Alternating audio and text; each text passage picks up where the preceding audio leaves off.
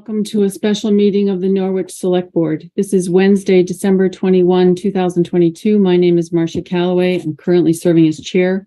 I'm joined by, in alphabetical order, board members Roger Arnold, Robert Geer, Mary Layton, vice chair, and Aaron Lamperti. Pursuant to Act 78, this meeting is being held fully remotely with Zoom access technology, which permits attendance of the public by Zoom and by telephone. The board has posted and included in the meeting agenda the information that enables direct access and participation. The agenda and packet materials were distributed via the Norwich listserv and are available on the town website under the Select Board tab. For those people dialing in by telephone, you can press *9 to raise your hand and *6 when you are recognized by the chair to speak. Thank you again to Mary Layton, who continues to take the minutes of this meeting while fully participating, and to Rob Geer, who is also doing double duty by taking charge of our Zoom technology. The second item on the agenda is agenda review. May we have a motion to approve the agenda? Mary Layton has moved to approve the agenda. So moved, yes. Do we have a second? Second. Rob Geer seconded. Any discussion? All in favor? Unanimous. Thank you. This evening, because of the schedule that we have for reviewing budget and to accommodate our contracted interim finance director, we are moving the informational items section of our agenda to the top of the meeting, and the presentation by Joyce Hasbrouck, our interim finance director, will be first. Board members are asked to keep track of their questions and hold them until the end of her presentation. Questions which require calculation or research will be collected and given to Joyce so that she can prepare the answers after the meeting. Those questions and answers will be included in the next meeting packet. No public questions will be answered by Joyce, but similarly, they can be sent to the Select Board email address so that we can collate them and responses can be generated if possible. Again, any such questions that can be answered will be included in the next meeting packet. So our third item on the agenda is the presentation by our interim finance director, Joyce Hasbrouck, and this will it's starting a little bit early, but we promised her exactly 1 hour. So at 7:33, I'll be looking for us to wrap this up. Joyce? Okay. Can I be the presenter so I can show the documents? You may indeed. Oh, it's pretty complicated. Hang on. Sorry about that. Can we see Joyce? Is she here? I am Does not here. have a Here's my camera. face. There you go. Co-host can display documents. Roger, do you know that? Yes. Okay. So you should have that option, Joyce. You didn't have the option to make you presenter or to share my screen? Made you co-host. All right. Yeah. Can you see my screen now? That should be Exhibit 1, which Yes. is the Yes. salary benefits. Okay. Then I will go ahead and get started. I want to say a few things before I start talking about the exhibits, though. So first of all, I want to thank you for the opportunity to work with you on the 24 budget, which we know has been a challenge, but we're going to get there. So I want to give you a little bit about my work history, because though I'm new to the town of Norwich, I've spent over 30 years in corporate accounting and finance in a myriad of functions and industries. Budgeting is not a new animal to me. I have done it in many different industries and many different places. So I've spent 10 plus of my years in the accounting finance world with Robert Half, working on contracts and specifically bringing companies through tough times with either their finances or their personnel matters. So as I've worked through the budget preparation pieces for tonight, I've kind of put my knowledge that I've gleaned from my experiences into this presentation, or part of it, obviously not all of it.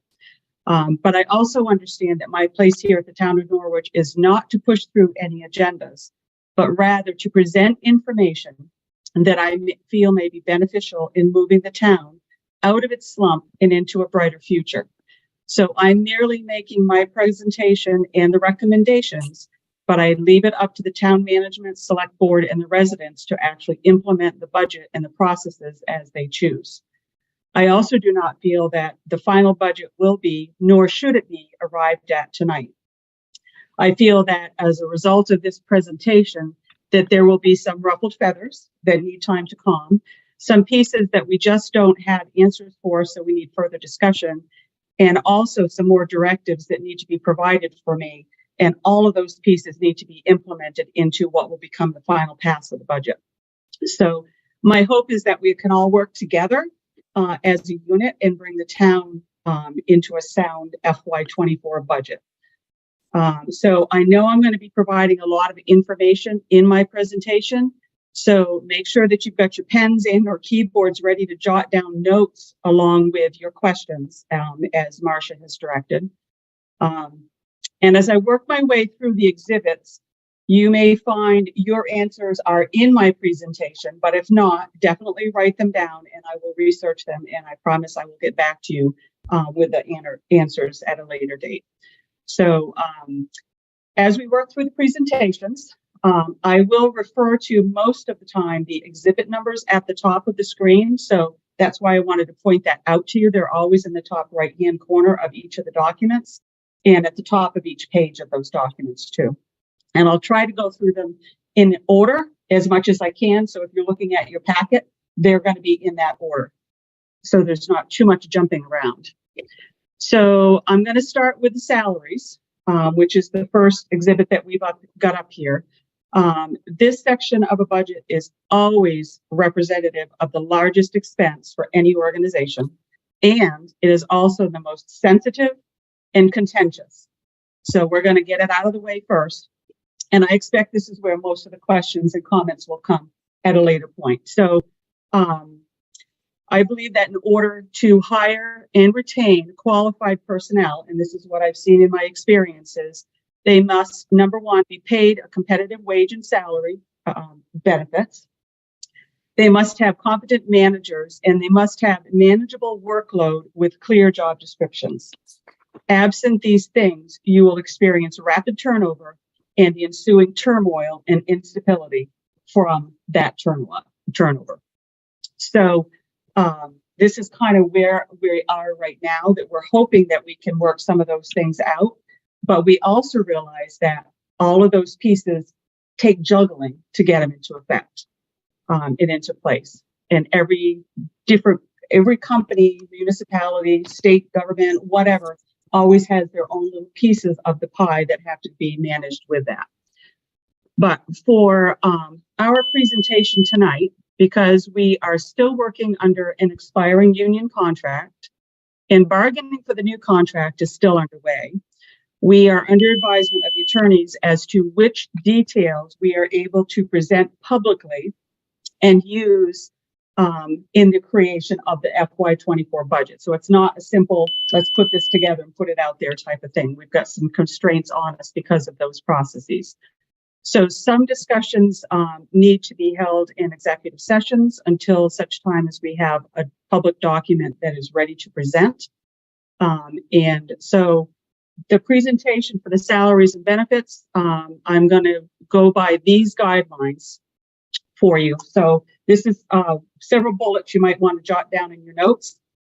First of all, Excel workbooks are not shared yet, since they contain working information that is considered exempt from public disclosure at this time, based on the employee sensitive data and the bargaining that's going on. So I will present workbooks later on, but I don't have them ready for you yet.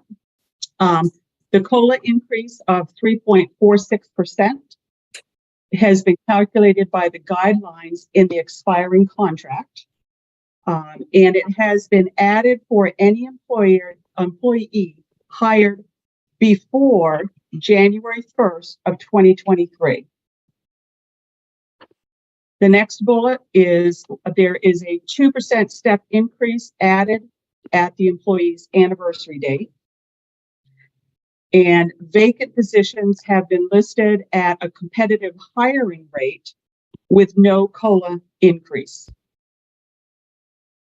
And so we'll talk about those a little bit more, and that's all of those places are kind of placeholders as part of the bargaining that's going on because we have to work under the expiring contract at this point in time. Vacant positions, I did say that one. So health benefits, I do have the new calendar 23 rates.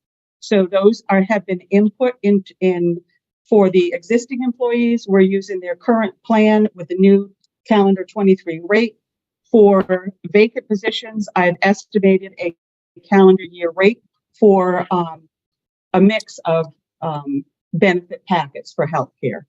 Life, disability, and dental benefits have been listed at the calendar 22 rate because we have not yet received the calendar 23 rates from the providers. And the retirement has been calculated at the fiscal 24 rates because we have received those. So do you guys want me to repeat any of those before I go on? Because that was a lot. Mary? Yes, number 4.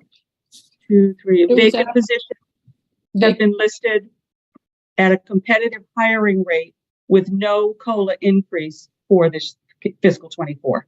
Okay, thank you.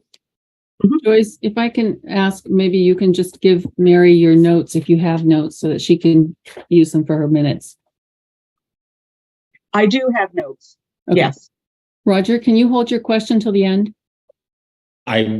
Joyce asked for questions. That's the only reason I'm raising my hand, but I'm happy to hold it till the end.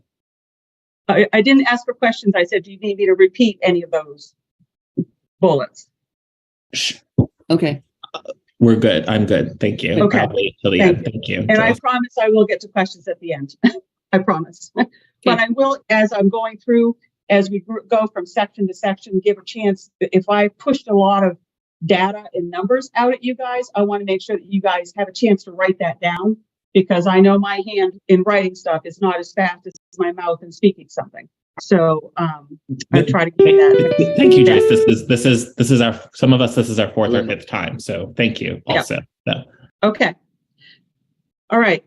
So the first section, I'm going to refer to exhibits 1 and 2. So exhibit 1 is the one I have up on the screen, the salary and benefits by department summary.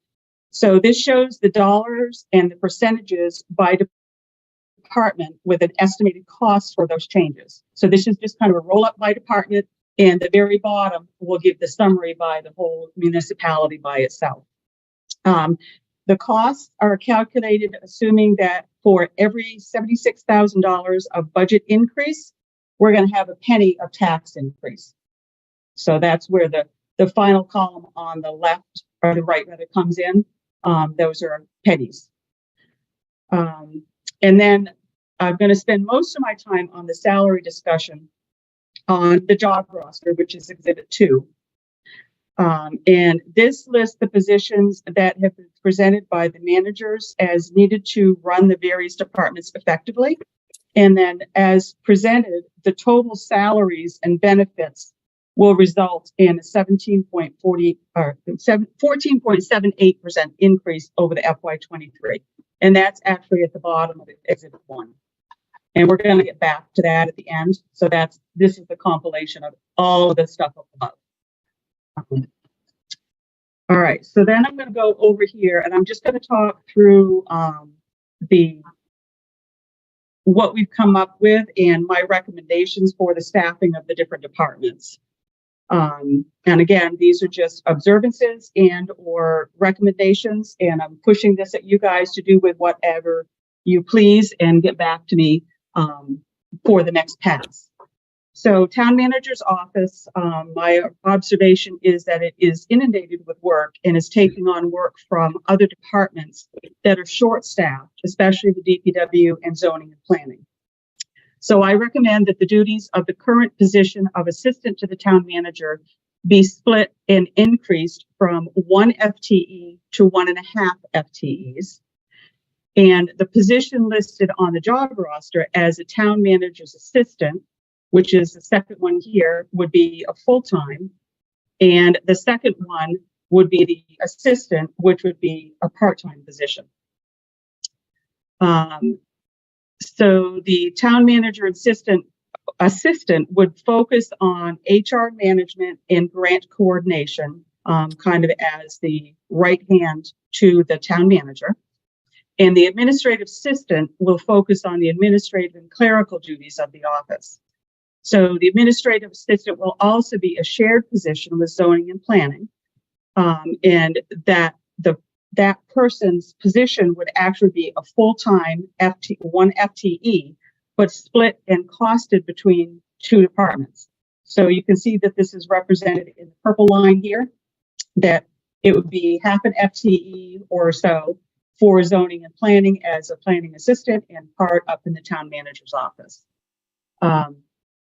So the position, along with the application of competitive hiring wages for all 3 of the positions in the town manager's office, so up here in this first section, resulted in 19% department increase and an estimated half a penny or half a cent as a tax increase.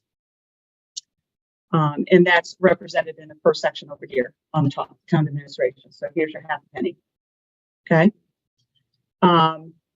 Zoning and planning, since I already started talking about that a little bit, this department you can see is budgeted for a zoning and planning director to oversee both divisions. I'm not sure if that's the right term, but I'm going to call it the zoning and planning divisions of that department.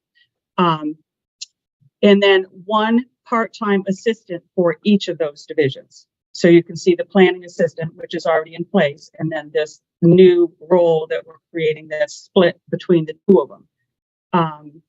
Overall increase of 5% for this department is driven mainly by the competitive wages need to hire a qualified director.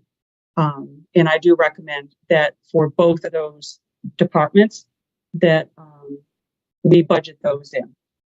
And then DPW, my opinion is that the position that is the administrative assistant, and I'm going to jump to the bottom on this, Department of Public Works, this zoning assistant has been in there, but it has not been filled.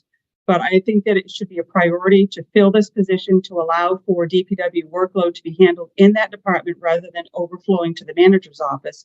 But it's also important to fill that position because we need the grants managed well and in a timely manner to help with our overall spending. So that, according to the job description I received for that DPW administrator assistant, part of the job description is managing and helping to process those grants through that department. So I think that would be a big help for Chris. So let's see, overall position has been in the budget, but not filled. So there's no budget change for that position. It's just noted that it's been vacant. Overall Department of Works increase of 6% or half a penny is driven by the hiring at a competitive wage and annual increases. So no big new things in that department. Let's see, skip that one. Next, I'm going to go back up to the top of my list here. Sorry if I'm making your eyes go crazy. The town clerk's office. My observances of the workload borne by this department seem unusually low compared to the other departments. I recommend the administrative assistant position be funded as a part-time position rather than a full-time position. This has the potential to save the taxpayers approximately $45,000 in wages and benefits. And another cost saving that can be found here would be the reduction in the town clerk wage. And my question for you is, would or should a newly elected town clerk warrant the same wage as the exiting clerk with 30 years of experience? So that question I'm pushing to you folks to come back with me on that one. And these recommendations have not been added into the budget as it's presented. Ah, goodness. The budget assumes that the same rates and FTEs as in the FY23 budget, along with the COLA and step increases as noted earlier, have been added.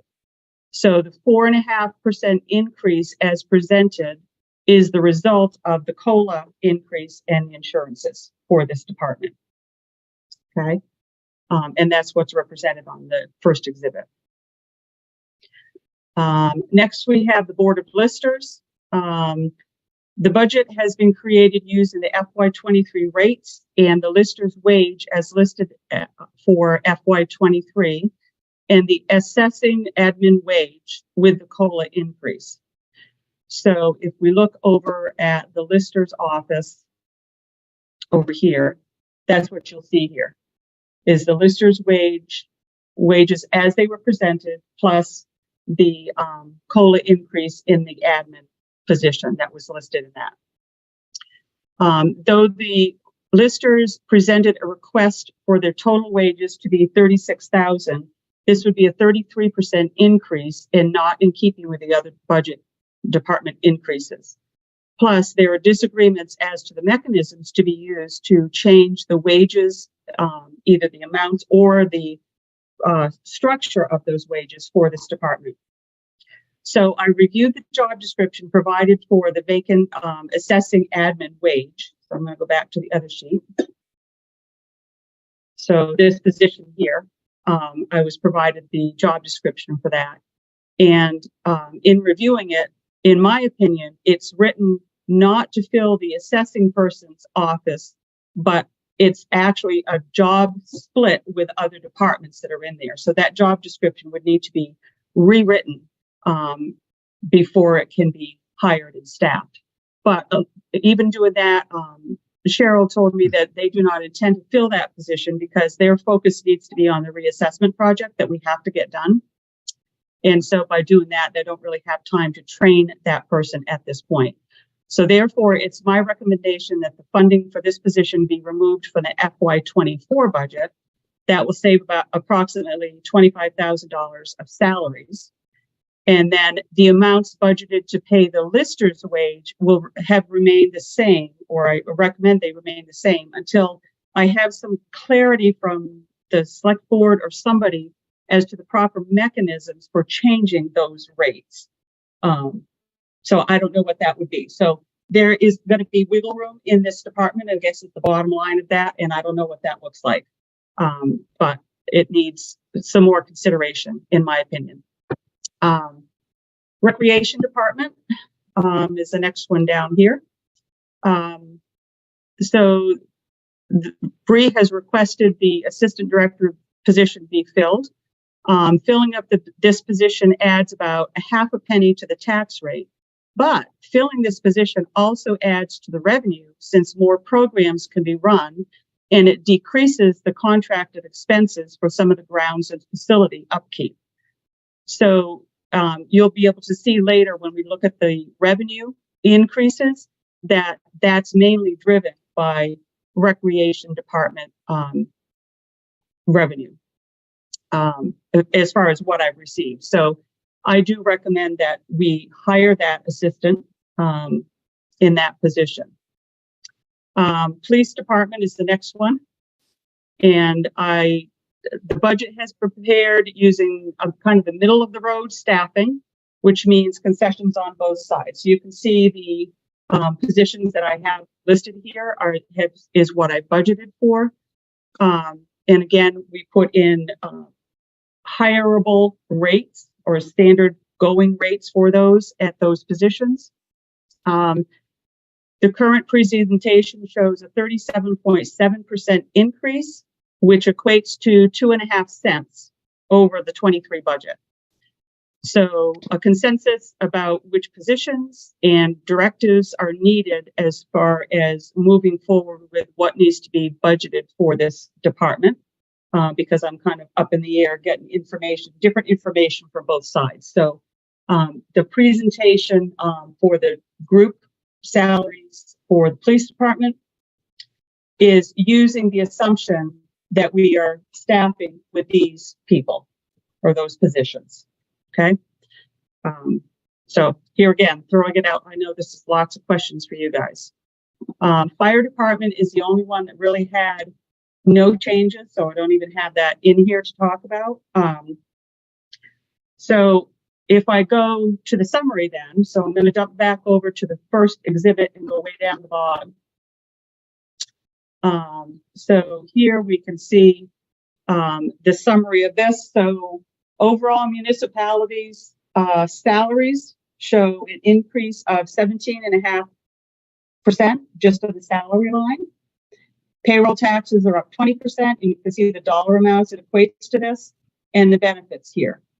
So when we look at all things considered, we have a total salary and benefits and taxes increase of 17.78% over last year's budget, and that equates to about 4.5 cents. I have a question. Mary? Joyce, is it listed, the salary and benefits grand total? I believe you said on the yellow line, it reads 14.78. Is that? That's the total, right, with this presentation. Yep. Okay. All so right. I know that that's going to and that's going to move. And when we get to the revenue, I actually break this down a little bit more as we go through. You'll see what the various totals are. But this workbook, you can see there's a total by department. So you can look at total department increase for DPW is 6.19, and that equates to half a penny. Okay. Same thing with the other departments. So that is all in here, and these salaries, taxes, benefits are based on each department's list of positions on this one. Does that make sense, Mary? Yeah, thanks. Roger, is this Okay. a question about the page? It's a question about the assumptions that are here. So when we say the penny, what tax rate are we using? Are we using last year's information? We are, this cost that you're asking about in this column on this one, Mm-hmm. I'm just taking the dollars that have increased from FY23 budget to the FY24 budget, and then I'm dividing that by $76,000 to get down to how many pennies does that equate to. I do have some preliminary calculations for the tax rate at the very end of the presentation. So that gives a little bit more as far as where that stands right now. well, But in it's not- these workbooks, I'm just taking the salary increases and dividing by that $76,000 to equate it to a penny. So right, what- but what- it's not the tax. Okay, I No. understand how you're doing it. Okay, thank you. Okay. Yeah, and we'll get to the town tax rate separately, but this is just assuming that it's going to be that. But yeah, as things change, you don't know until we get to the end. Thanks. All right. Yeah, keep going. Okay, so that gets me through the salaries part of this. So next, exhibit 3, I am actually going to look at this one, which are kind of miscellaneous expenses. And this also draws from exhibit 6, which is the total operating budget. So I'm just going to stay on this instead of jumping back and forth, because the total operating expense budget is the one that you guys see all the time. That's what shows up in the town reports. So as I was reviewing the budget, I noticed that there were many discrepancies in the spending and budgeting for some like expense lines among the various departments. So there are likely many reasons for this, but for the large increases in some of the lines, I thought it would be prudent to look at the overall town budget and, where possible, get that to see if it was reflective of what the consumer price index has as increases for those. So that's what I've attempted to do here on this chart, is to kind of look at those and see if I can kind of come to a bottom line, because obviously we've got some accounting that needs to be done for this. So The two groups I was able to partially update in the budget were the electric and the heat fuel propane groups, which are the two that are showing on the screen here.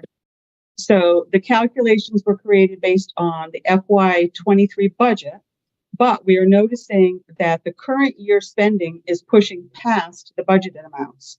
So even with the increases added into the FY24 budget that bring the overall town spending for these groups in line with the CPI 12-month adjusted increase, I believe that these are still understated. And I did put a copy of the CPI index for these energy things right in here. So you've got that in your presentation to look back at that. And this is what I was using to try to figure out, are our budgeted expenses reasonable?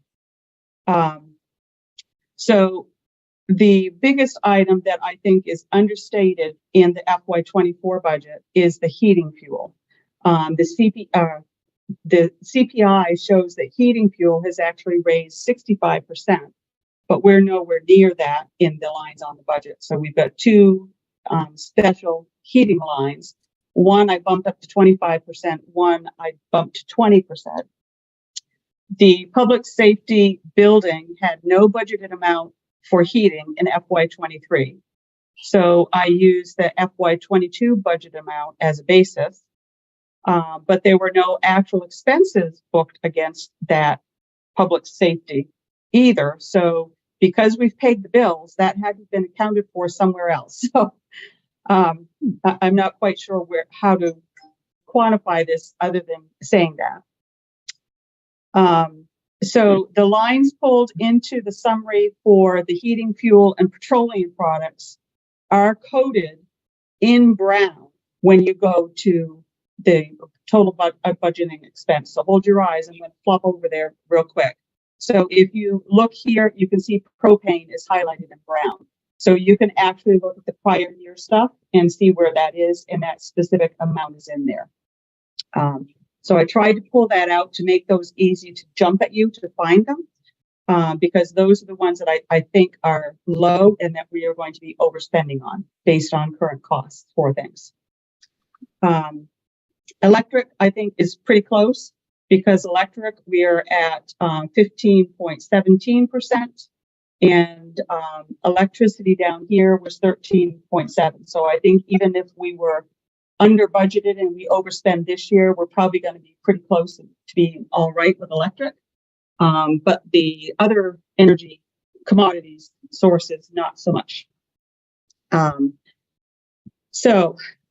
I recommend that those two heating lines be bumped up to budgeted at least a 35% increase to push this total a little bit higher. But here again, I'm pushing that back at you guys to know, to give some direction on that. Or if you want further calculations on that, let me know what I can get for you that would help with that decision. So moving on, telephone and internet, I also pulled that in together because here there were various increases. You can see the town admin office had 79% increase. Well, some of them had very small increases. So overall, the phone internet at 17 3/4 is pretty in keeping with the CPI index. So I think that we're okay there as well, unless something is really blown out of the water.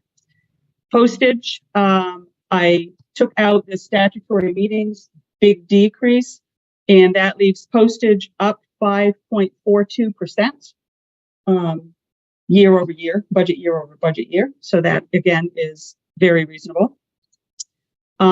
Office expenses and equipment, and we'll scroll down a little bit further here. So the total is 2.31%. And you can see that that's driven by the town manager's office, the finance office, and the lister's office. And that makes sense because town officers and town office and the finance office are the ones that spend the most paper and such like that. So again, you're talking small dollar amounts. So it's not going to move the budget one way or another very much. So even though the percentages are high, the dollar amounts are low. So it's not going to move the budget a big amount one way or another. And then the other one I looked at as a whole, across the departments is dues, meetings, education, and training. And again, we're talking only about $6,200 is a total increase for all the departments for that. And given that we have new people coming on and training that needs to be done, I think that that's a reasonable expense. Again, we're not even close to a penny for increase. So any questions on that one there that I can answer without doing any more calculations, or how that's presented? No.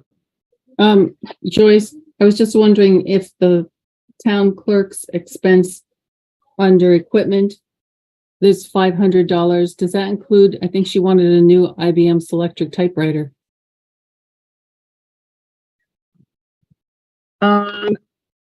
I don't know what she put in here. Okay. That was just taken off from the expenses that were presented by the town clerk. So if she included it in there, it is.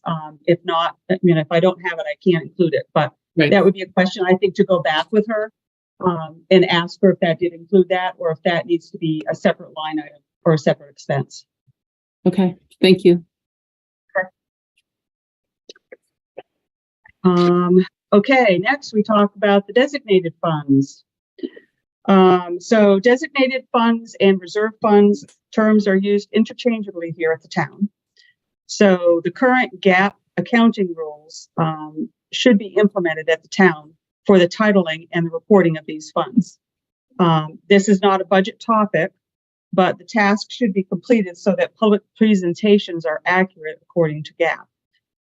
Because the current GL account structure and public reporting refers to most of these as designated funds. That's how I'm going to refer to them here. And I know Aaron and I did talk about this briefly, about the need to get this done, but it's just not on the radar right now. But I just do want to mention that before everybody. So I've got two exhibits that I've got presented for the designated funds.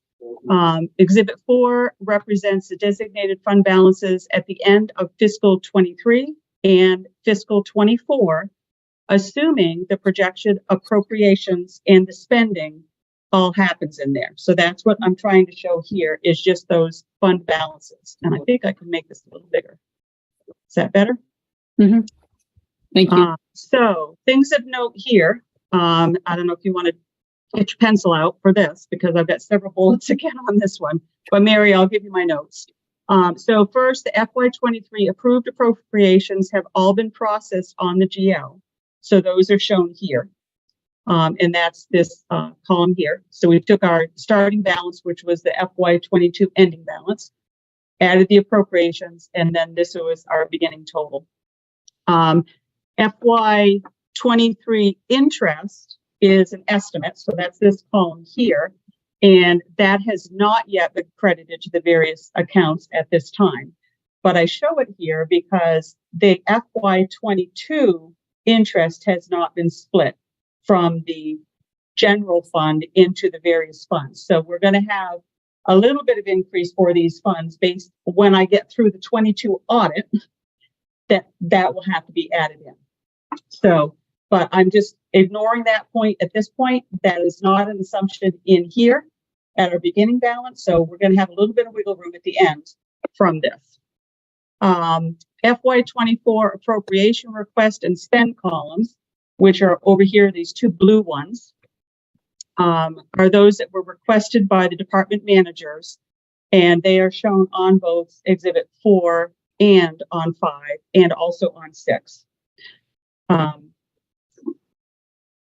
And then these green ones were just where I was pushing back to double check to make sure that I had the manager's request for appropriations in there and had them all accounted for.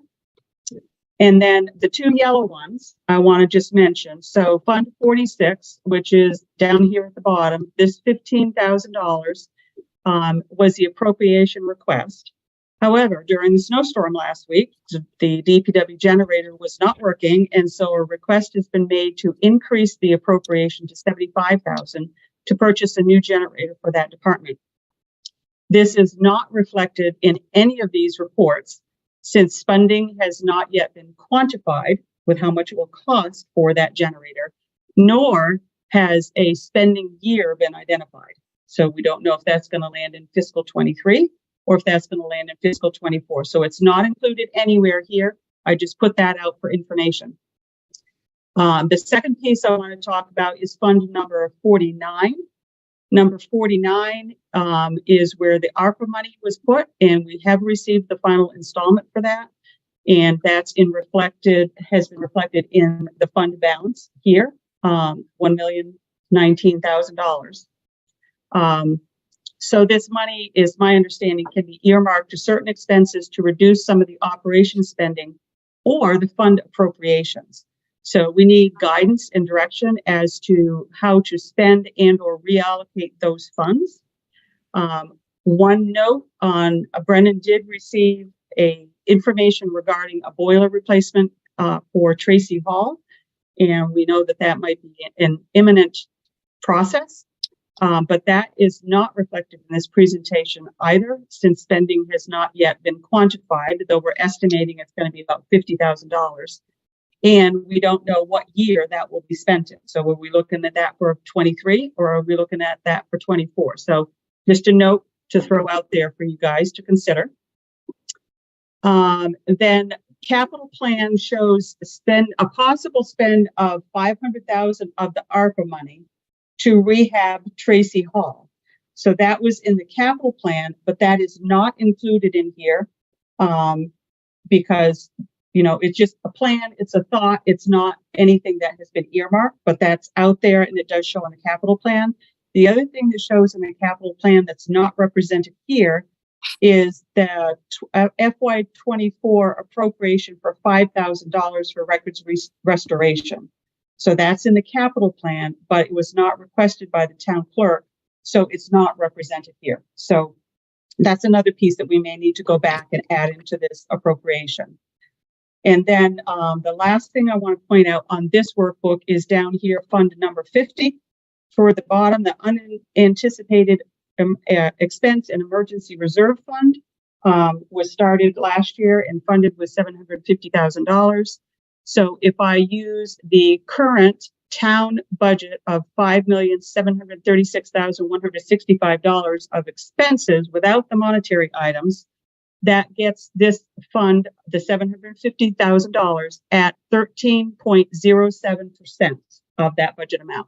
So that does fall within the 12 to 16% that is where we're supposed to fall for that budget. Okay, so those are all pieces that I was asked to present. I think I got all of that information in there for this part. So I'll let you take a look at that because you can see the projected fund balances at 23 versus end of 24, assuming those things, not including the notes that I just gave you. The other piece that talks about the designated funds is Exhibit 5. So Exhibit 5 represents the department asks for the various designated funds. And this is pulled directly from the total expense budget, which is Exhibit 6. So the department notes related to these requests are still shown in Exhibit 6 on the line item that correlates to that. And you can see here that the cost calculation of these appropriations is about 2.5 cents as it currently stands. And that's down here in the bottom. So here's the budgeted increase. Here's the dollar amount of the increase. And here's the cost increase based on that $76,000 equals 1 penny. Okay. So those are the two presentations there. I know that there'll be lots of comments, questions, pushback on that, but here again, put them into some order that I could get information back to you as you need it. And I'm glad to do that for you. And then we're going to look at the overall budget. So this is Exhibit 6 that we've been talking about. This is what you've been looking at in however many passes we've done for the budget. So I left the FY20 in here. Here is the department request, and here's my pass 2. And this change now is based on the FY23 budget and the pass 2.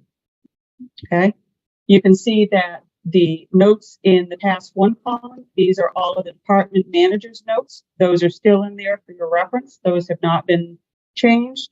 And then Brennan and I did add some pass 2 notes in here for some of these items.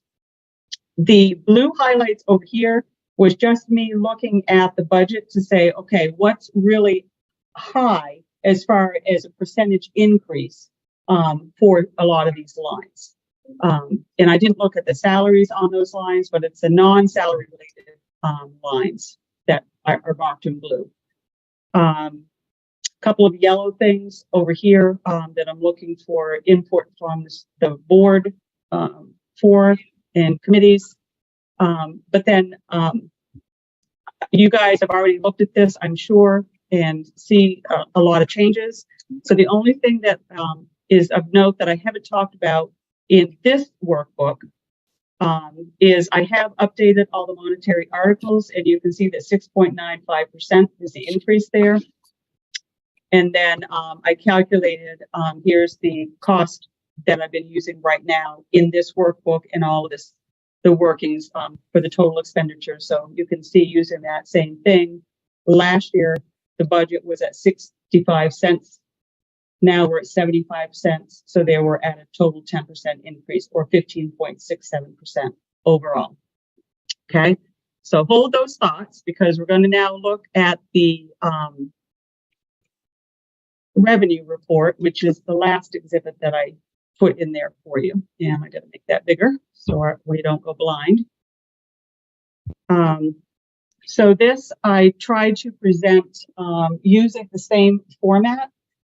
The purple highlighted ones in the estimate for FY24 are the ones where I had comments that came back from various department managers as far as what things might be changing. If it's not highlighted in purple, that means I'm just making an assumption or using the FY23 revenue projection, absent any other data to quantify that.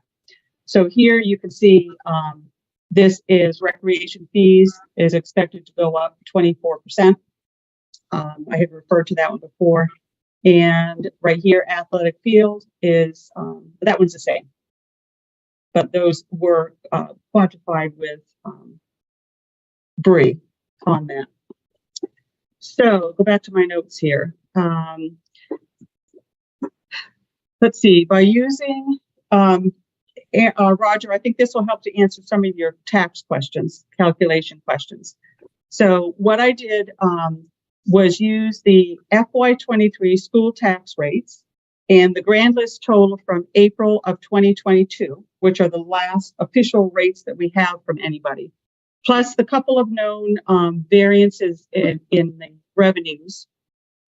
And I came up with a revenue increase of 23.29%. So if I take the expense budget increase, that stands at 15.67% for an estimated tax rate of 10 cents. So that's made up of approximately 4 cents in salaries, half a penny in benefits, 2.5 cents for designated fund appropriation increases, and then the balance of that 10 cents would be a compilation of all those other lines that are in the budget. So the estimated 23% revenue increase partially offsets the the expenditures, and gives us a net estimated tax increase of approximately 7 cents instead of the 10 cents. But here again, the expense budget is still a working matter. So, but at least that gives us a ballpark figure that we're aiming for. Obviously, we need to do some equalizing. I guess I'll say it that way. So many pieces that are moving in the tax calculators. I'd like to have some directives on the expenses and the changes prior to delving into really getting into the specifics of doing a new calculation for the taxes, but I would like to make that presentation for the tax rate increases in that format that you're used to seeing for that final pass. So I do have that workbook that I got from Fielding, so I will use those same calculators for you. Very little information is provided to me regarding grants, but given the tightness of the budget, I'd like to see the town get personnel in place to apply for, manage, and use grant money more effectively. If grant money is available to spend on the big ticket projects, then using grant funds can benefit the town by reducing the designated fund allocations and spending.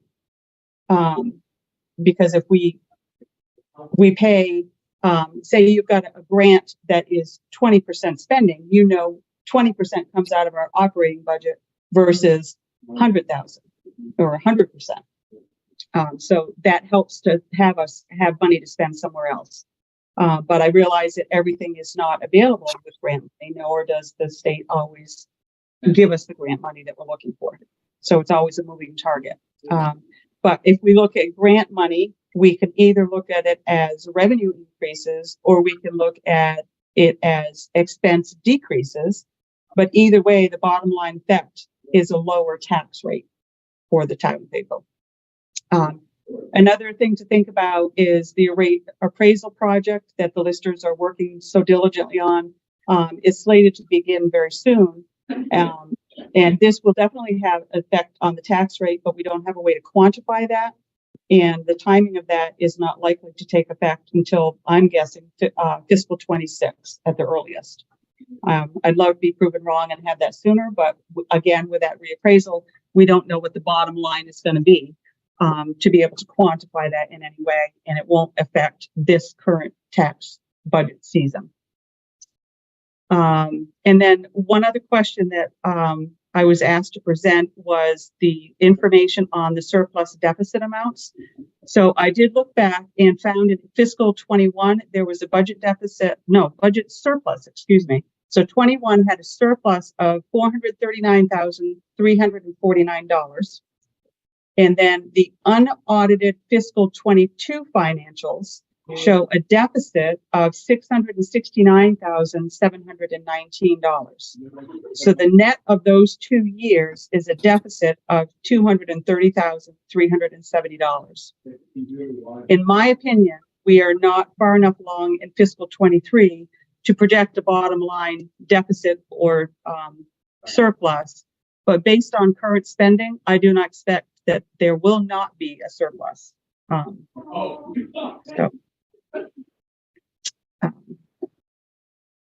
All right, so that's the end of my notes. So I'm going to circle back to you, Marcia, to see where you would like to go next with this. I just have one question. The revenue is important, and you had indicated that the rec revenue would be up 24%. Does that anticipate a new assistant director or without an assistant director? The total revenue I expect is to be up 23. That is with the new assistant, rec assistant, because it's my understanding, and with speaking with Bree, that new assistant would help to run more programs, and also take up some of the work that would be contracted out currently to maintain the fields, the buildings, and stuff like that. So for pass 3, could you explore for us what our revenue looks like without that assistant director? Yes. All right, so Joyce has finished her presentation. Does anyone have questions about the presentation? If you have questions, remember that you want her to calculate. We need to just put them, I guess, in a list. We don't have to enumerate them here, but we'll give them to Joyce, and then she can give them back to us before pass 3, which should be next meeting. Roger, are you trying to talk? Sorry, I was on mute. Can the screen come down so I can see your faces? Are you down the very bottom? No, I want the screen to come off my screen. So can you stop sharing your screen? Oh, Jake? stop sharing. Sorry. Gotcha. Sorry. Yeah.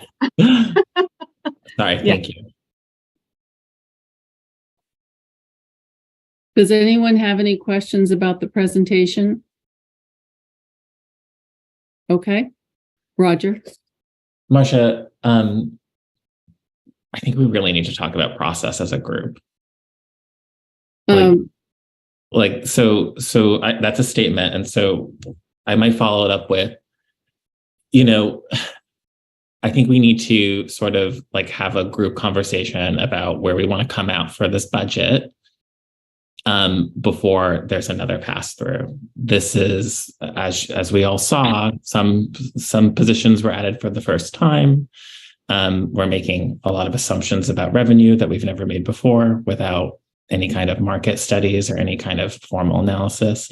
So I guess my general point, which I'll turn to you for the group, is I guess I beg at this point that we have a wider conversation about what our goals are as a group. This is pretty intense, and it's December 21st. Right, but That's all. we can't help it. We're here. We started as soon as, So I guess I would turn to you to help facilitate a conversation about what kind of goals we want, so we can communicate expectations to these department heads and to Joyce. The pass through, I would argue, has to be very, very different than pass two. That's it. That's my comment now. So thank you. You're welcome. I think just to, sort of summarize where we are and why we're here, Joyce said it pretty succinctly in the beginning. She just looked at the data. She's kind of a mechanic that looks at the data and presents it in standard ways. And I found it very clear.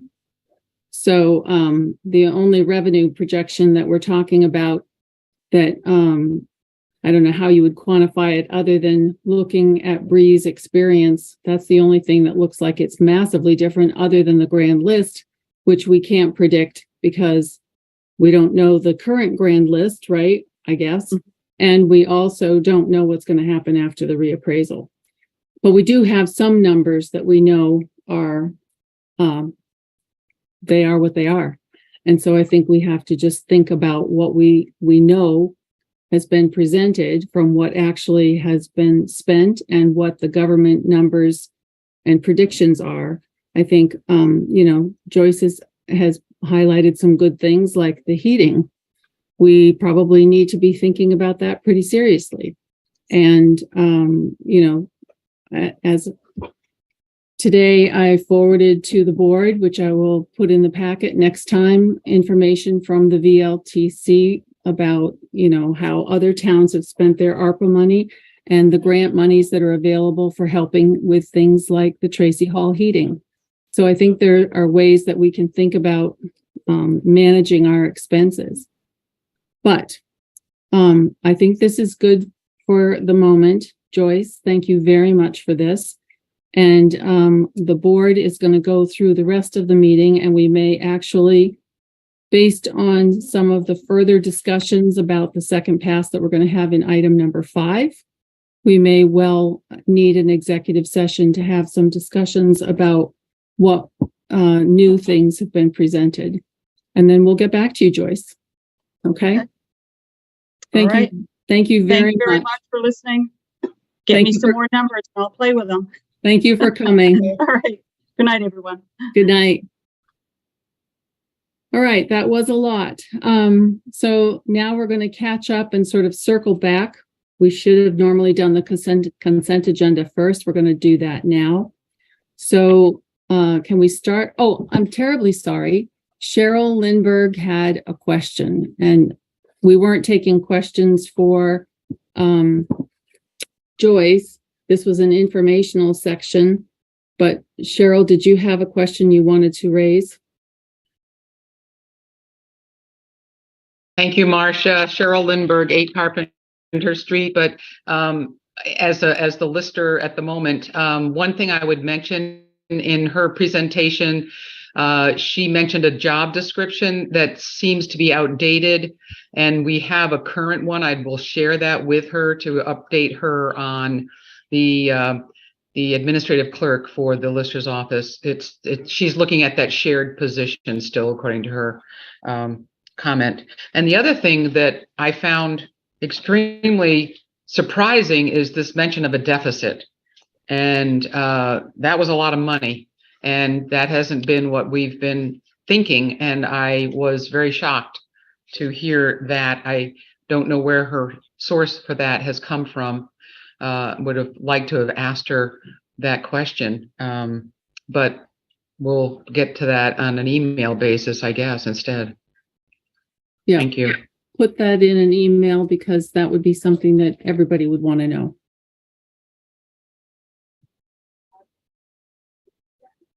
Okay, so back to the consent agenda. May we have a motion to approve the consent agenda, and then we can have discussion if we need to. I move to approve the consent agenda. Thank you, Mary. Do we have a second? Thank you, Rob. All right, any discussion? Anyone want to bring up any correspondence, anything? Nope. Okay. May we please, Stuart Richards. Hi, good evening. 80 Stuart Richards, 82 Elm Street. And I'd just like to ask for a couple of clarifications and see if I understood correctly. I'm not sure that I did. Was the final comment made by Joyce that there would, under the proposal as written so far, there would be a 10% increase in taxes? Was my understanding accurate or no? No, she hasn't told us what the increases would be. That would be the third pass on this budget. Okay. So we're going to have another meeting about this. And was there any mention of, and I didn't hear it, but maybe I missed it. Was there any mention of the unpaid salaries, how much that money was and where it is and what it's going to be used for? Or no, there wasn't. Where do we know how much that consists of and where it is? We know what we heard tonight, and so you can ask a question and we can see if we can find the answer.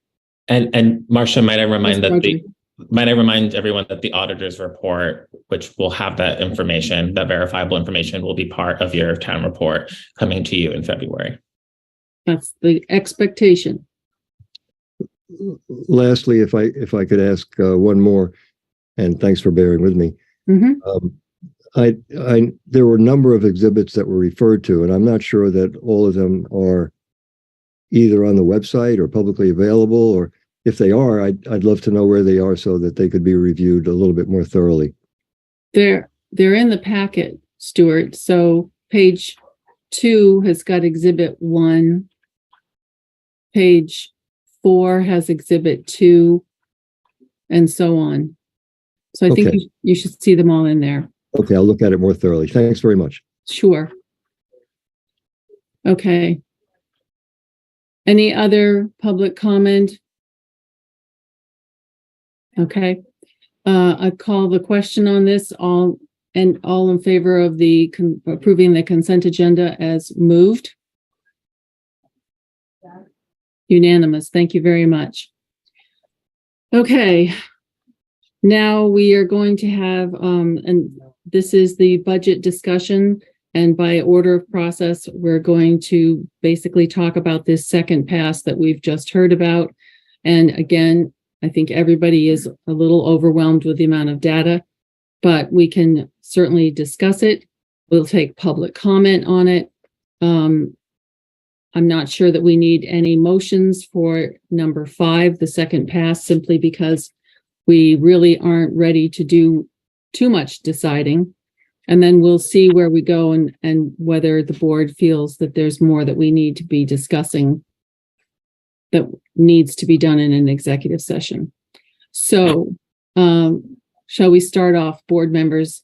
Any any comments, any discussion, other than, process. I'd like you to analyze if you can, and I know you haven't had this for long.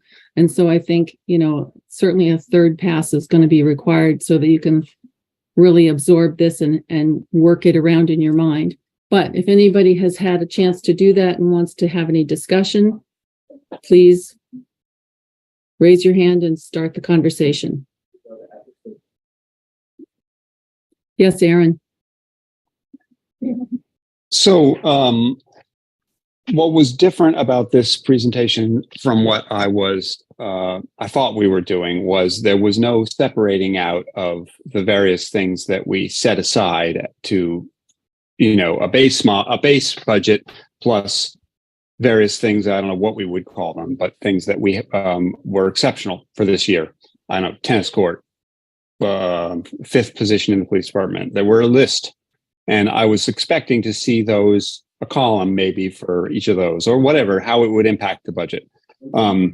So we still have to talk about each and every one of those. And now we don't really have a sort of a very much other than our own estimates of how that will impact the budget, which is what I thought where we were going to be at tonight. So I don't feel like we're quite where we need to be able to really talk about each and every one of those exceptional things. I'm happy with an awful lot of that budget. But we have a list of things that we need to each one of which takes a substantial amount of discussion, and we don't really have we need to somehow do that, and we don't really have what information. I don't feel like we have the information we need to know how those are going to impact the budget. That's where I'm at. Okay. I think what she tried to do was look at what people had asked for and present that and show how the budget that people had presented, how that was going to totally impact. So if you want her to, just in a minute, Roger, if you want her to specifically deduct, X from X department, Y from Y department, then put that in an email and we'll have her do it. And then we'll see how much of a change that we get. Is that okay, Arnold? I'm Arnold. Aaron? No, Aaron. Yeah, I just thought that's where we were going to be at tonight. But yes, that is what I would like to see. I don't know, Roger, go ahead. So I want to be. Before we leave that, Aaron, can you just put down, I want to see this, and this deducted, and what does that do for a change? My comment might help to that. Yeah, okay, please. Go ahead, Roger. Which is, a couple valuable things stood out to me. 3.46 is our COLA guideline for this year. That's an important figure. So when we talk about salaries, current staffing with that 3.46% COLA plus that 2%, right, at the anniversary year. So you're looking at that's 5.46 that you're looking for a total for existing staffing. So that is the staffing budget that I need to see. Now we know that this board remains open in other collective bargaining to salary adjustments through the collective bargaining process, which we won't discuss publicly. And so we know that there may or may not be changes to that number. But for this budget, for salaries, I need to see that as FY24. So it's essentially everything that has historically existed plus that figure. So that's what I need for that salary line. And so I think, and then what I'll just say is at this point, it seems pretty clear that we need to have a discussion about what those positions are across all departments at this point, because it seems like a lot of positions have been added that have not been historically budgeted. And Mary's been in this game for a couple of years. I've been here for 4. Rob's been here 3. So we know what has been in the budgets in the past. So if we have to do that exercise, we can. But so that's one expectation that I have, and I'll step back. So question to clarify what you want. You Yes. want to see the current staff only with the 5.46 total. Yes, and just to be clear, and also the vacant positions as has been budgeted before, and if we have to have a conversation about what that is, because there's a lot of obfuscation, we can do that. obfuscation, but Yeah, so like there is no assistant rec director historically in the budget. There is no admin assistant in the town manager's office. There is no there is a zoning administrator that has been budgeted that is vacant. So in other words, I want to see like the current positions with that 5.46%, and then we'll go from there. Right. Okay. So basically deduct. Now, do you want her to deduct the people that don't exist but have been budgeted? Yeah, historically, that would be helpful. And then I mean, like we haven't. I'm so mixed up about what we have had in the planning office. I know. But are you saying that there were two or one? So last year, and this is last year, what we had done, and I'm not saying this is what we have to do, but what I need the numbers for as a baseline, right, is we had a part-time zoning administrator for 16 hours a week, right? And we had the part-time assistant, and then we had the director position. Right. And so we budgeted salaries for those positions. And the way that it would be manifested on the budget is that you would see planning and zoning director, and then you would see salaries. And so so yes. And then my other point that I would make is I think based off of what I read in Thetford's packets a couple of weeks ago, I think healthcare costs are released. I do think we have those rates from Blue Cross. But obviously I don't know. So I can check on that. But I do believe that we're in a position to have an understanding of what the healthcare costs are increasing, because I believe that was not a factor in the equations, and it needs to be because we know they're going up. She said part were and part weren't because they weren't available. So I can't remember which ones. Okay. So what I'm going to do is ask each of you that have these specific concerns to write them in an email to Joyce and copy all of us, and then they will be collated and answered. All right. Rob, anything from you? Oh, you're muted. I would just reiterate that as a baseline, the current budgeted staffing levels is important. That the fact that they've been vacant for a while doesn't mean we can live without them. We have to assume that we will find them. But and then we've got to figure out to some extent what it costs to run the town and how much the public will bear. That's you don't find that out till town meeting. Thank you. How about you, Mary? I don't have any questions at this time. Okay, thank you.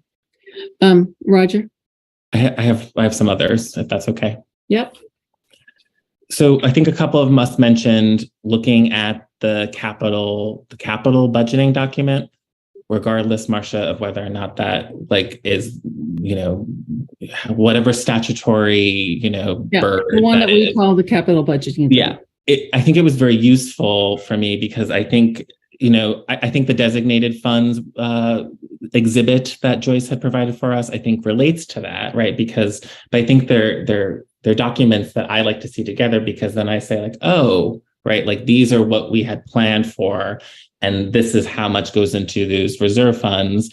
And then those reserve funds affect the operating budget bottom line. So I would like to see a return of that, because if you think about it, it might not be so extreme that you're seeing large increases in rec if we are making a different reserve fund allocation for the tennis funds this year. I will say, though, that if we're making a different reserve fund allocation for these tennis funds, that, then something else needs to potentially compensate. Because the thing that I found a little pesky is the taxes can go up even if we don't do anything at all, right? And it's a formula that it's complicated to manage. So I just, when I see this penny talk, I just say well, are we talking about the pennies in terms of the difference, or are we talking about the taxpayer penny, right? But then I was comforted to see some of that engagement from Joyce and sort of like how she got to those.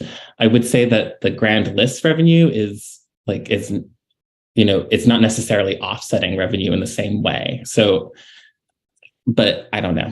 That's not for me. So I would just say, like, I would like to see that document come back, is I guess my point in all of this. So I think, feel free to have that conversation with Joyce and help her to understand how you want to see it. Well, if I'm the only one, then I'm not going to do that. Well, I think whatever we learn will help all of us. No, and I absolutely agree that capital planning and thinking a little bit longer term than just the immediate year is critical. And I think that should be a contextual. So, for example, I saw the $107. Why is that $107 going into the capital allocate or a designated fund allocation when we're going to spend it right away? Why isn't that just an expense?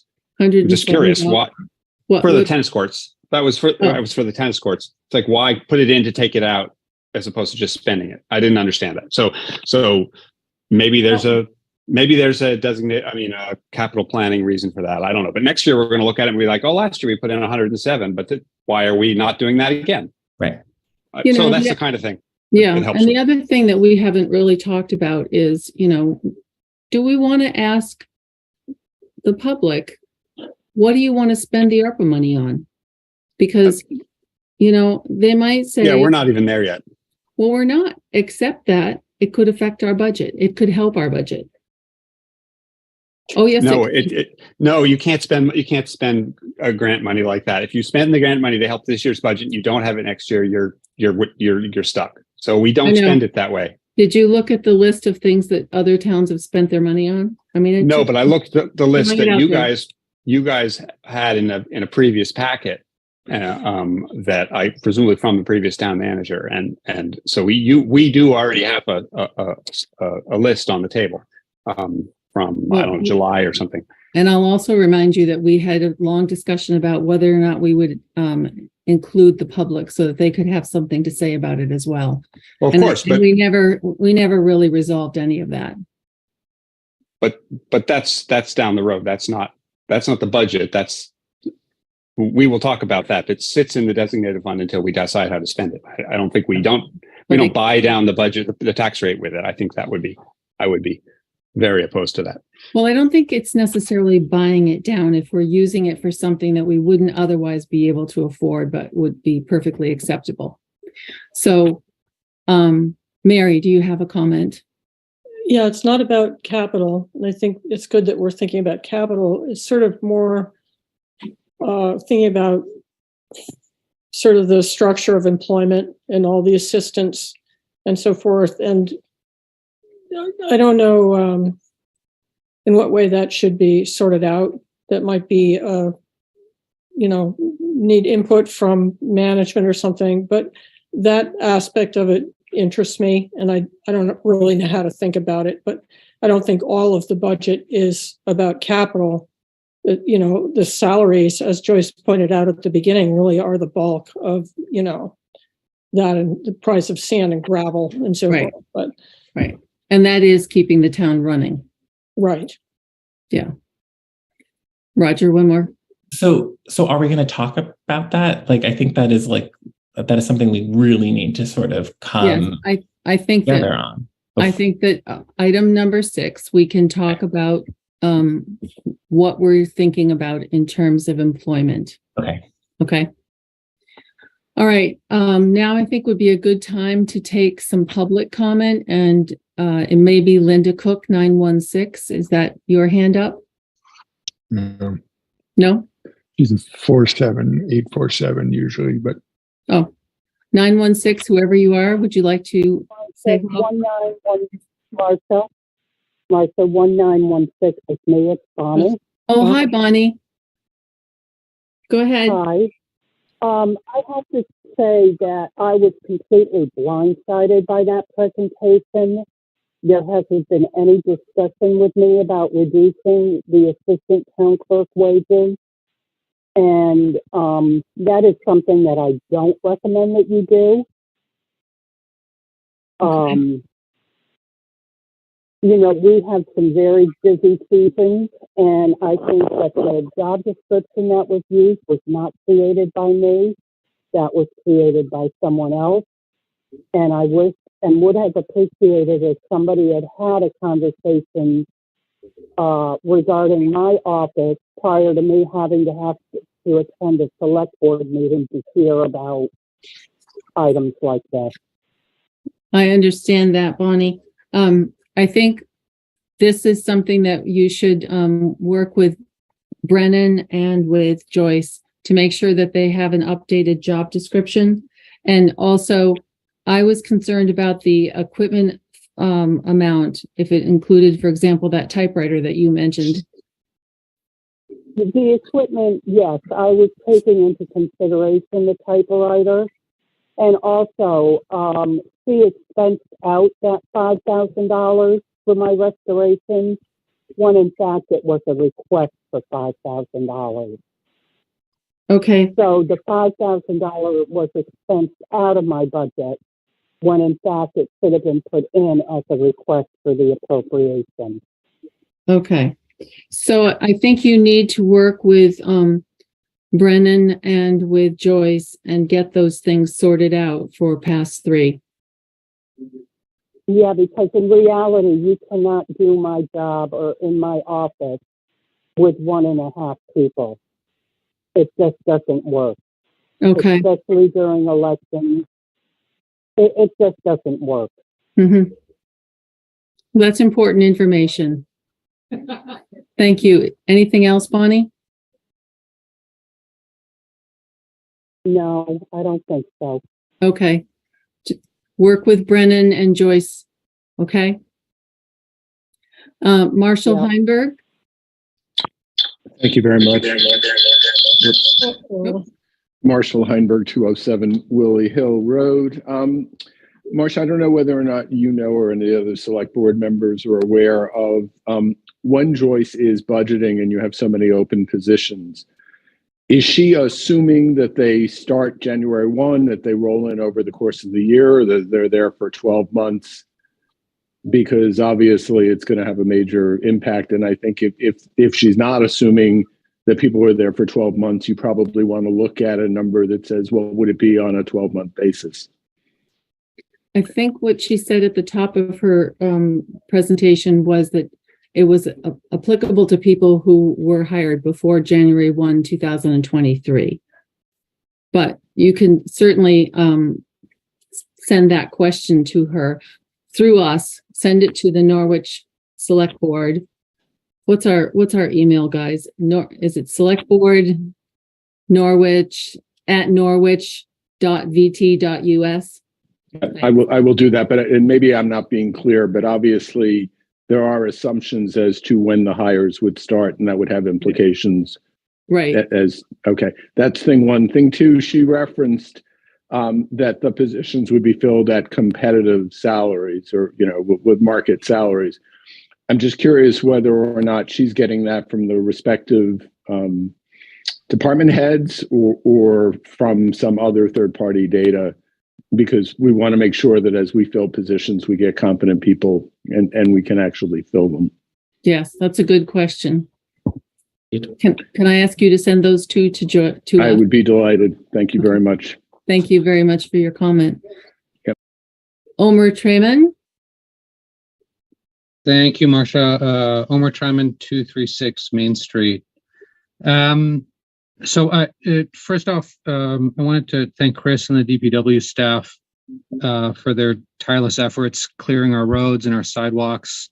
Hopefully we'll see less damage in the coming storm. And as this relates to budget, specifically to encourage the board to fully fund DPW and do whatever you can to make sure we're fully staffed. I'm sure that team is starting to feel overworked. I also wanted to share some comments on the police budget. It's the largest head count percentage increase, I believe, in the item, and some context for those comments. I think you're all aware that Manu and I started an organization earlier this year called Stand Up for Norwich. And that was driven out of concern for really the vanishing safety and services in town.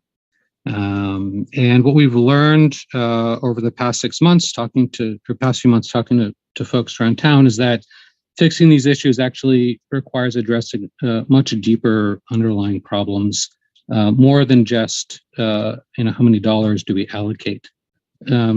Really, at its core, we're not trying to drive specific policies. We have personal opinions, of course, but what we want to make sure is that this town that we all chose to move to, that we all live in, really continues to represent our common goals, that what we are spending collectively is our commitment to tackling those goals together. And I think there's a concern, a perception, perhaps a reality that the select board has for some time really attracted people with specific agendas. While some folks on the board want to listen to what people in town have to say, debate and make the best decisions for all of us, just watching select board meetings much more actively over the past few months has really highlighted who's here to listen and who's made up their minds. And even as a wealthy town, we're all aware there's a big gap. We can't afford everything we want. And I think we all need to collectively think about carefully where we want to spend, where we might want to make investments, and what's valuable to us. And policing is a great example of that. I think there's lots of spend more, spend less, have 3 officers, have 6 officers, written to the listserv, written to the board. But I think what's missing is the conversation locally that this town's been asking for years. And we've collectively forgotten the conversation we had back in predating me, 2007, where the town convened a committee, said, here's what we want. The police chief, Doug Robinson, at the time said, here's what we can do, and hired and promoted Chief Frank specifically to do that. So this police, which we call police, but is really a community service organization, and has been working overtime, has been sacrificing their own personal lives to keep us safe, to support this community. And I think it takes the commitment of this entire community to hire people who care for it, to give them ongoing training and equipment, to give them the time off to spend with their families. And I think that's a goal that we share collectively. I hope it's one that you will all listen to. And I urge you to give the voters a fully funded police department based on our new chief's recommendation. Thank you. Thank you. Pam Smith. Thank you, Marcia. Pam Smith, speaking as a lister. I'd just like to state that, just like Bonnie, we were kind of blindsided by some of the comments that Joyce made about the lister budget. We did not have a conversation with her about eliminating the administrative assistant position. That is not what we want to do. What we have asked for is a reallocation of wages to a lister department wage so that we have the flexibility to either cover the office and do the administrative things that need to be done as listers, or have the flexibility to hire someone if that right person comes along in the meantime. Roger, I'm sorry I'm bothering you and I'm boring you. So you're not. No. You're not, Pam. You're not. Sorry, you're not. It seems as though I am. Anyway, on the We've topic, heard. We understand your request, though. I understand what you're saying. But Go ahead and finish, Pam. so we were blindsided by that. The other thing is, the $76,000 raising the tax rate by 1 penny. That is something that was established when Herb was here. It was 75,000 equaled 1 penny at that time. The municipal tax is 53 cents. The education tax is $1.90. So if you raise the municipal tax by 10 cents, that's a 20% increase in the municipal budget. Thank you, Pam. So these are things that the numbers get confusing, but I'm trying to help you clarify what she was really getting at. So I hope you find that helpful. Yes, We did. Pam, could you please send a concise explanation of how you got to that to Joyce and ask her if she's using that calculation for the tax rate? Well, the way you reach it, Marcia, is if you have a $750,000 Yeah, I understand. grand list, 1% of that is $75,000. So that's a Right. penny. Right. Now we're at about $760 million in the grand list. So it's 76,000 equals 1 penny added to the tax rate. And Pam, just so you know, that's what I was looking up on my phone while you said it. So it's quite serendipitous. So thanks. So well, she actually got that information from me. Okay. Herb Durfee had created a spreadsheet, which he had previously shared with board members, right? Which actually I had shared with Fielding Ascenso, which then was shared with Joyce. So I think like lots of people have lots of good information and they share it. And that's wonderful. So Pam, before you disappear, are you there, Pam? Yes, I am. So what I'm trying to say is if you could sort of thread that through and explain to Joyce that what we're seeing on that spreadsheet of the 1% or the percentages of 1% is actually going to be higher, and just have that conversation so that it gets transmitted back to us in spreadsheets. Okay, that's all I'm asking.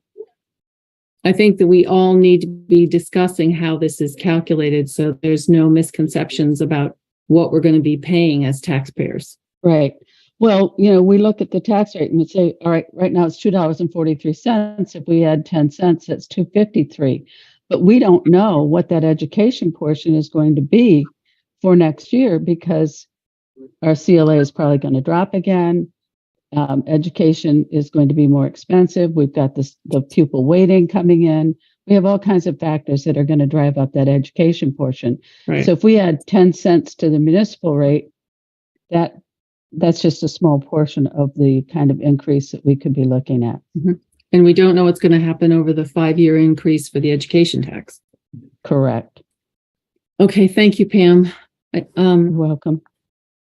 Jan and Amy Springer, are you next?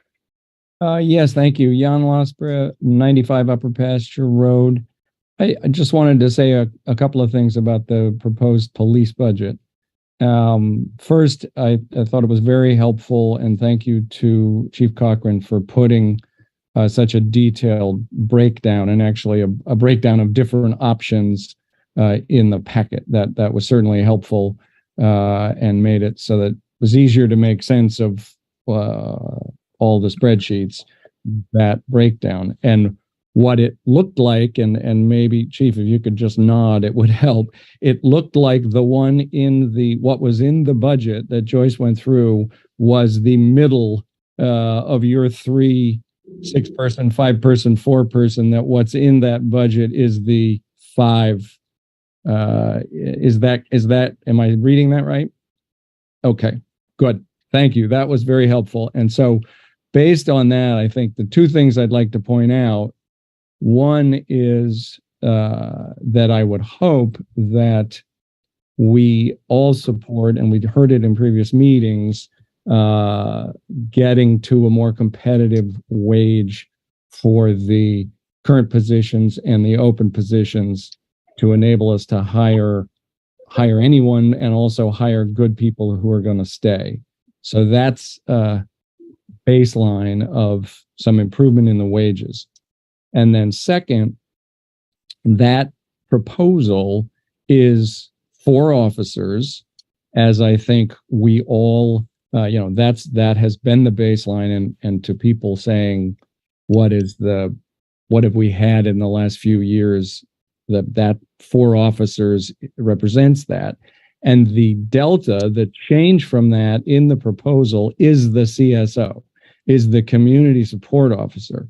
So the conversations we've had and heard about being creative with our policing and being able to have alternative policing and community policing. That's really the delta that's being talked about, is the CSO. So it's 4 people with 4 officers with competitive wages plus a community safety officer. That's how I read it, and I would fully support that as the going forward plan for the police department. And thank you, Chief, for pulling that together. Thank you, Jan. John Feld, you're next. Thank you. I appreciate, first of all, the chief taking the time to read the letter that I wrote to the select board and him regarding the police funding. And I'll have to say, I don't know what the right number of police for our town is, but I do think that there has been some misunderstanding about the objectives of people who are not taking the idea that the police are the only source of public safety correctly. I specifically object to Omar Tryman's representation that some people have made up their mind and others are listening, because in fact, this town voted down an opportunity to initiate listening and having the very conversation that he claims was had in 2007. They voted down the opportunity to have that conversation. Those are the people who have made up their minds. When I wrote to Chief Cochran, he said to me that specifically, it is not a fair assessment to refer to a study that was conducted in 2007. And yet all of the representations these people make is that we should rely on that report. I think a much clearer analysis needs to be made in terms of what the police are doing. There are no crime statistics available for us to study.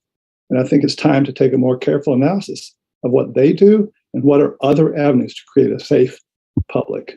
Thank you. Thank you. Manu Tisson.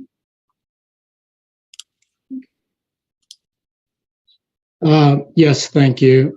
Just want to check that my connection is stable. I'm getting a message saying that it's not. Can everyone hear me? Yeah, you seem stable. Okay, great. So first of all, I want to thank John, who just spoke, and Nelson for having taken the time to outline their thoughts in detail about the police department. And oh, sorry, and I apologize. I didn't. Manu Tisone, 428 Hawk Pine. Thank you. And I actually thought that John and Nelson's messages to the select board were clear and were very thoughtful, and I really appreciate their having taken the time to do that. And while I don't agree with all of their points, in my thinking, in fact, overlaps with theirs in some areas, especially with the importance of community services, to be able to take some of the workload that, as Chief Cochran outlines in his summary, the Norwich Police Department takes on, that are somewhat unusual these days in a modern police department. All of this to say that we have more in common as residents of this town that we do not have, and we overlap in many areas. And I, as a founding member of Stand Up for Norwich, it's important to me to, clarify that there is a lot in common that we all have, and we want the best for this town. Having said that, I don't agree with much of what was said, and I do think that the police department budget is critical. And let me explain why. And it seems that listening to the last select board meetings and now for several months, many of the members of the select board are unable to distinguish between what they wish the world were like and what the reality actually is. So, for example, for police officers, which we have 2 now only, they commit themselves every day to make us safe. And they're not robots. When the police chief says that the current board that supports 4 police officers would not give the service that the town expects and has disclosed or has asked for in the past, that's because they're not machines. They're not robots. They get sick. They have families. They have to be trained. And when one of them is not available, then the 27 that the town has voted for in the past is immediately not available to the town. And so, as we have learned in the last 9 months, unfortunately, we have suffered the consequences of what happens when police are not available to help us. And so I want to end with a very... Yeah, I haven't heard a word. Leave and let them. Somebody's got their, You can do that. someone's over speaking. Oh, I just muted Manu by mistake. The ding Oh. didn't ding. That's okay. Manu, you were muted by mistake. There was someone else talking. See if you can Manu? connect again. Oh, Okay, can you hear me now? yes, we Yes. apologize. You were muted by mistake because someone else was talking. Okay. I want to share something that has really upset me and many of our neighbors in the last couple of weeks. And I appreciate everyone listening to me and giving me the time to say this. I don't think the town is aware of something really tragic that happened in our town. And it's an example of what happens when our police department is not properly staffed. This month, one of our neighbors thought that something strange was happening at the house next door. The mail was piling up, and that was unusual. He called the police department, and no one was there to help, and the call was transferred to Vermont State, or the state police. And nothing happened until 48 hours later, when finally he was able to get someone to come check on our dear neighbor.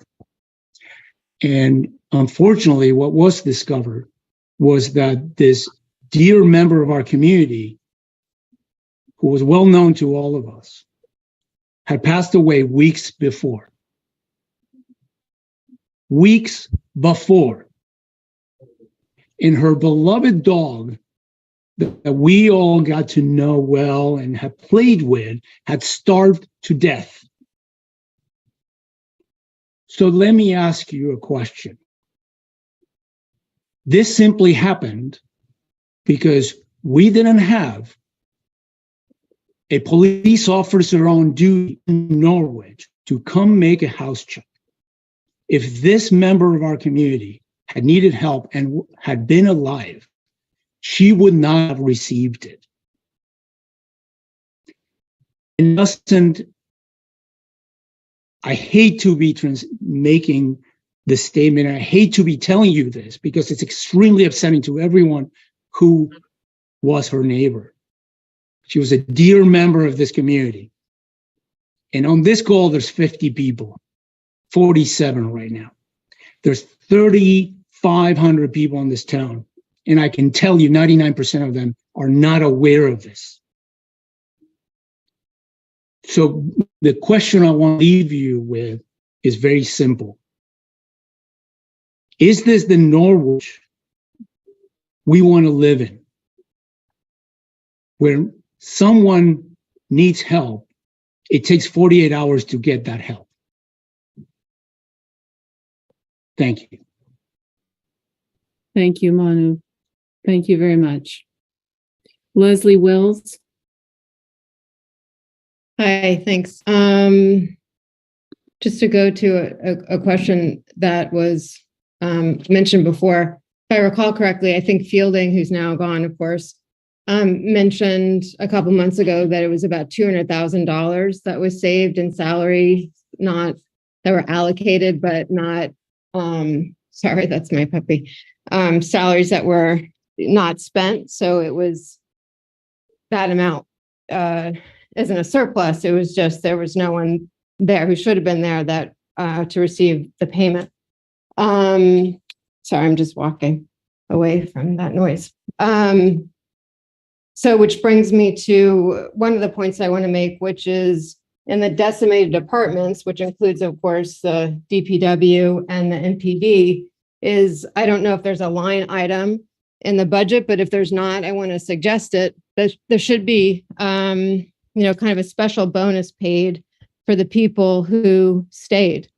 For example, Judy Powell, I think is her name, the administrative assistant at the police department, and Officer Ingraham. I mean, that was a decimated department. It is amazing that they stayed. It took enormous fortitude and courage, and they certainly did, way more than their own jobs, and that they should get a bonus. And this thinking can be applied to other departments, if relevant, but they should get serious bonuses that reflect the actual amount of work that they did and the gratitude we have that they stayed on and kept the departments, functioning and alive to the extent that, a bare bones staff can do that. So I want to strongly support and recommend that if it's not there already, that it be included as a special expenditure.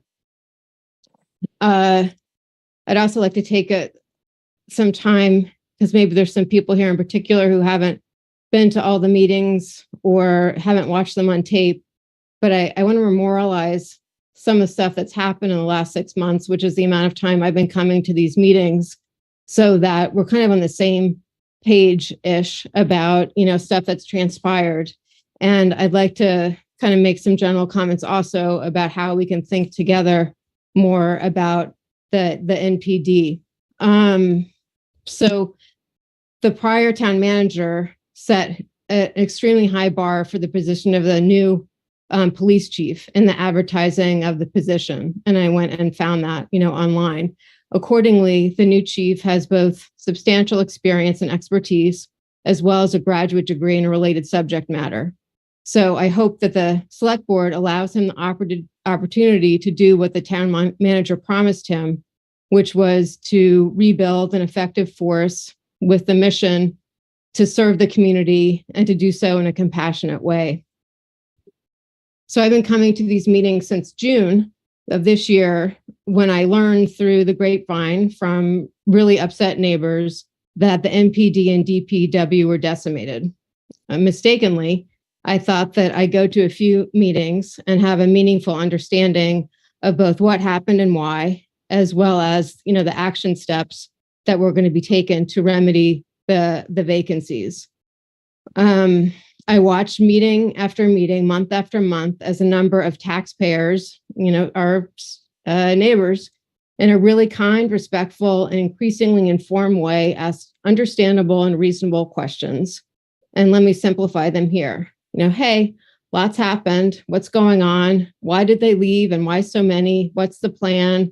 Okay, if you don't want to answer our questions in these meetings, can we schedule a Q&A session?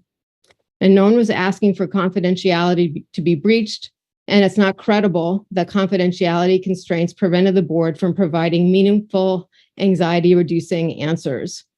And the board's ongoing silence, in my mind, was a bizarre response to a stressful situation, and their silence exacerbated a sense of understandable anxiety. So after a few months of stonewalling about these fundamental issues, formal requests for information were made, and eventually Stand Up for Norwich was created. And the fact that one or both of these things occurred is notable and speaks to the refusal of the select board over time to be forthcoming, constructive, and compassionate to concerned neighbors. And in terms of the NPD, it was never explicitly stated, as far as I know, that the then town manager and presumably the majority of the board wanted to defund the police. Over time, the communication was made through the absence of affirmatively stating ever the board's intention to fill all of the MPD vacancies, combined with vague musings about, well, how many offers do we really need after all? The slow rolling on the hiring of MPD staff, and to persist in the plausibility of shared coverage with neighboring towns and the Vermont State Troopers. And what we just heard is an example of how that fails. And it's important to note that a Vermont State Trooper bothered to come to a select board meeting and literally inform the board in stark and certain terms that it could not effectively fill in the gaps. So let me be clear.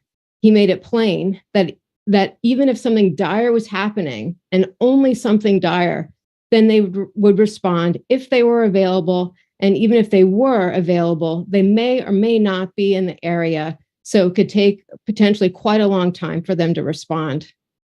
Now, some allege that the MPD spent a lot of its time related to traffic and preventing speeding. And this is cited as evidence for the proposition that a force smaller than what we've had and smaller than what the chief is proposing would be fine for Norwich. It's not true, but for our purposes right now, let's say that's true. And why is it bad that a very small town police force spends a lot of time on traffic issues? Doesn't that mean that we're lucky to live in a safe place where cops can focus on that instead of aggravated assaults, robberies, and worse? Or is Norwich such a magical place that no significant crime will happen here if there's reduced force in an ongoing way? There's no evidence for this. And more broadly, no evidence since the sadistic murder of George Floyd and others that a reduced force, either reduced deliberately due to local government decision or because of attrition, as the very many dedicated and ethical law enforcement officers nationwide felt unjustly demonized and attacked, has worked out well. In fact, reduction in forces have indeed not worked out well for the communities. Burlington is an example. So state this differently. If the force spends a lot of time doing traffic-related things, what's the effect? Well, here are three things that come to my mind. One, it means serious crimes are not actually occurring. That's a good thing. Second, it reduces the likelihood of vehicular accident or their potential for bodily harm or death. And given that we have a town with shops and we have a school, that's a good thing. And it actively discourages criminal behavior. Cops having time to do things like give warnings or tickets to help someone lock also gives them time to do ordinary things that are wonderful in small communities, like helping someone who's locked out of their house or a car. And Leslie, yep. I'm sorry. I need you to sort of, this is all important and it really is a good summary, but we need to get on to some other things. So can you sort of concisely conclude? Yeah, sure. That to try to state more generally that to not have these conversations in a vacuum, and having come from someplace that isn't a small town, like Norwich, that had the luxury, of being safe, that it's putting a lot at risk to not have the police force that someone with expertise, meaning the chief, is recommending. And so what I'm recommending, along with many others, is that we follow the chief's, recommendations, and I hope the board can come out and affirmatively state its support. And if not, then to take responsibility and articulate to the community what their individual views are. And if it's not to fund what the police chief is asking for, to provide evidence to support their decisions. Okay, thanks. Thank you, Leslie. Demo? Are you there? I am, yes. Demo Sophronis, 82 Glen Ridge Road. Can you hear me okay? We can. Okay. Thank you for allowing me to speak. I'll try to keep my comment brief, and they'll be as positive as I can make them. I need to make a couple of historic corrections. Omer did an excellent job in his presentation, and he was very positive in his presentation. But he did mention that the Police Services Committee met, and we met for many months. I was on that committee along with several others. The one thing he stated that was that Chief Frank was then hired to, oversee the town and institute community policing. So the correction there is that actually it was Doug Robinson who was tasked with bringing us to a community policing environment. And Chief Frank took it to the next level. So I just wanted, people that weren't aware of that to know that. So thank you, Omar, for your presentation. It was excellent. And the second historic correction I need to make is John Feld in his presentation stated that he wrote a letter to the chief asking not to follow something that was done back in 2007 because a lot of things have changed since then. Again, that was done in a positive manner, but I need to remind everyone that the town voted this past March to not conduct another police study and to stay with the community policing model that was recommended by the last Police Services Committee and study. This study was approved and accepted by the Select Board. We have been shortchanged for quite some time now as far as police coverage goes. 2 chiefs have left, 2 patrol officers have left, and the new community safety officer has left because incentives/resources were not there for them to stay. One would argue that Chief Frank left because of higher salary. That may be true, but she also left because of a lot of frustration and not being able to get the resources that she asked for time and time and time again, and having to work many, many hours and not being paid for it, just to keep things going. Okay, Officer Anna Ingraham kept things going and did a remarkable job under extreme stressful conditions. The cruiser replacement policy that was in place had not been adhered to, thus causing additional repairs to existing cruisers. On 2 occasions, additional repairs that didn't have to happen. We're just now starting to see some results in getting these resources back and the cruisers replaced. There's been some talk in town by those that think that we can do with less police and more of other resources. Specifically, there's been some talk in town for some time now about hiring a mental health position to assist with when there are situations that arise that need this. I wholeheartedly agree that we do need that position, but not at the expense of losing a police officer position. We now have a chief who is trying to hire police officers so that we get back to the proper staffing levels. The Select Board should fund the additional position if they wish to hire a mental health counselor, if you will, whatever the title would be. The Select Board should fund that additional position and not expect the police chief to try to absorb it in his budget as one of those who will do regular policing and also mental health counseling, unless they found the right candidate, and that could very well happen, okay? It is about time that we give back the resources that are needed to keep Norwich a safe place to live and work.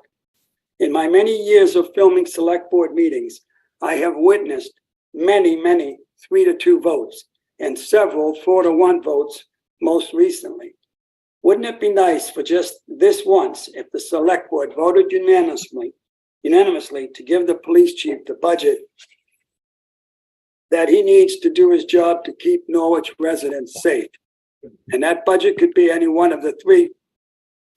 That was 654 situation, but please do not hire a mental health person and take away a police officer position to do so. That wouldn't be right. And the community safety officer position is a valuable position because it can do any number of things. Crossing guard, I could use a break every now and again. I'd love a day off here and there.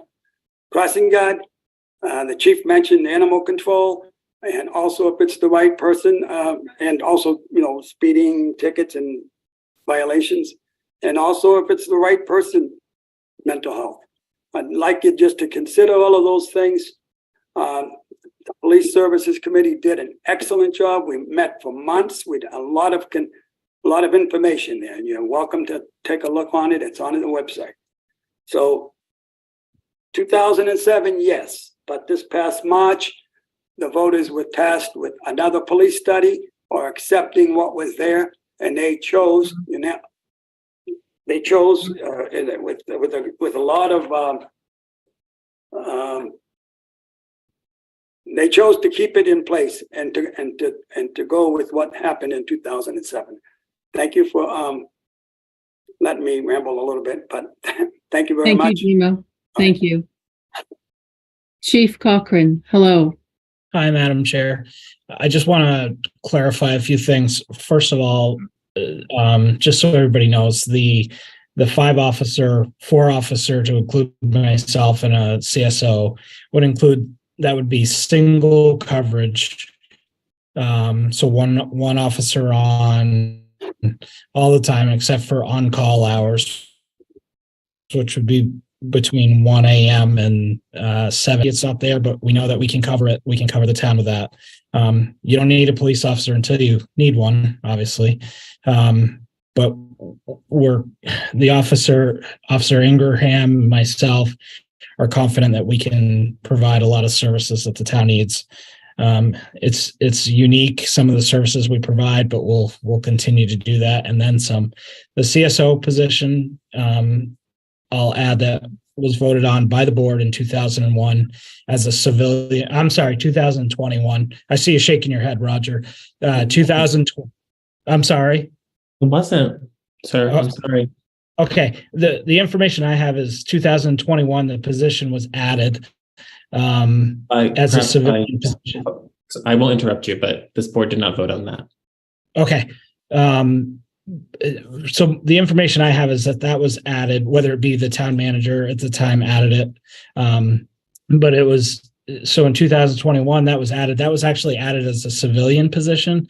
So that was to bring an officer in to get him, or a guy to come in, work as a civilian, do many jobs. It was not to take the place of an officer. And that certainly, that wouldn't work well if we had a civilian in that position, because we wouldn't be able to cover the time, cover the shifts. Officer Ingraham, she works 8 to 4, and then she's on call till 9 o'clock at night, and then she comes back on call in the morning. That's all I'm trying to do, is alleviate this, give the town the services they've asked for. And that's hopefully that clarifies some of what I am asking for. Thank you, Chief. Well, and one last thing, Madam Chair, is the past two. That was the first time I've seen that, and many inaccuracies in there from my point. So I'll get with Joyce on that. Okay. So administrative assistant being one, that's not accurate. So okay. I'm just going to take a moment here to say that I spent some time this afternoon and went through 9 years of reports for town reports. And the average police staffing, based on the reports by the police chiefs, came out to 4.3 officers over 9 years, full-time officers, 0.9 part-time officers, and that's assuming that the reports were correct, and only 0.1 safety officer. There was only a safety officer 1 year. So I think when we talk about things, we need to sort of remember that historically, sometimes I think what happened was there were a lot of part-time people hired, and it bumped up the numbers, and it conflated what was going on in town. That is not to say that that's the right number, but I think that's where a lot of confusion has lain. So with that, Rachel Combs. Hi, Rachel Coombs. I live at 436 Main Street. I am commenting to say that this is an issue that so many of us think, care about and understand the importance of, and whether it takes courage to speak up in a public forum. And I want to thank everyone who has shared their thoughts, who's listening in the gallery. And I think it's really important that members of the select board do not eye roll or bury their head in their hands, even if you're exasperated, because it shuts down communication from the public, and the time for public comment is our time.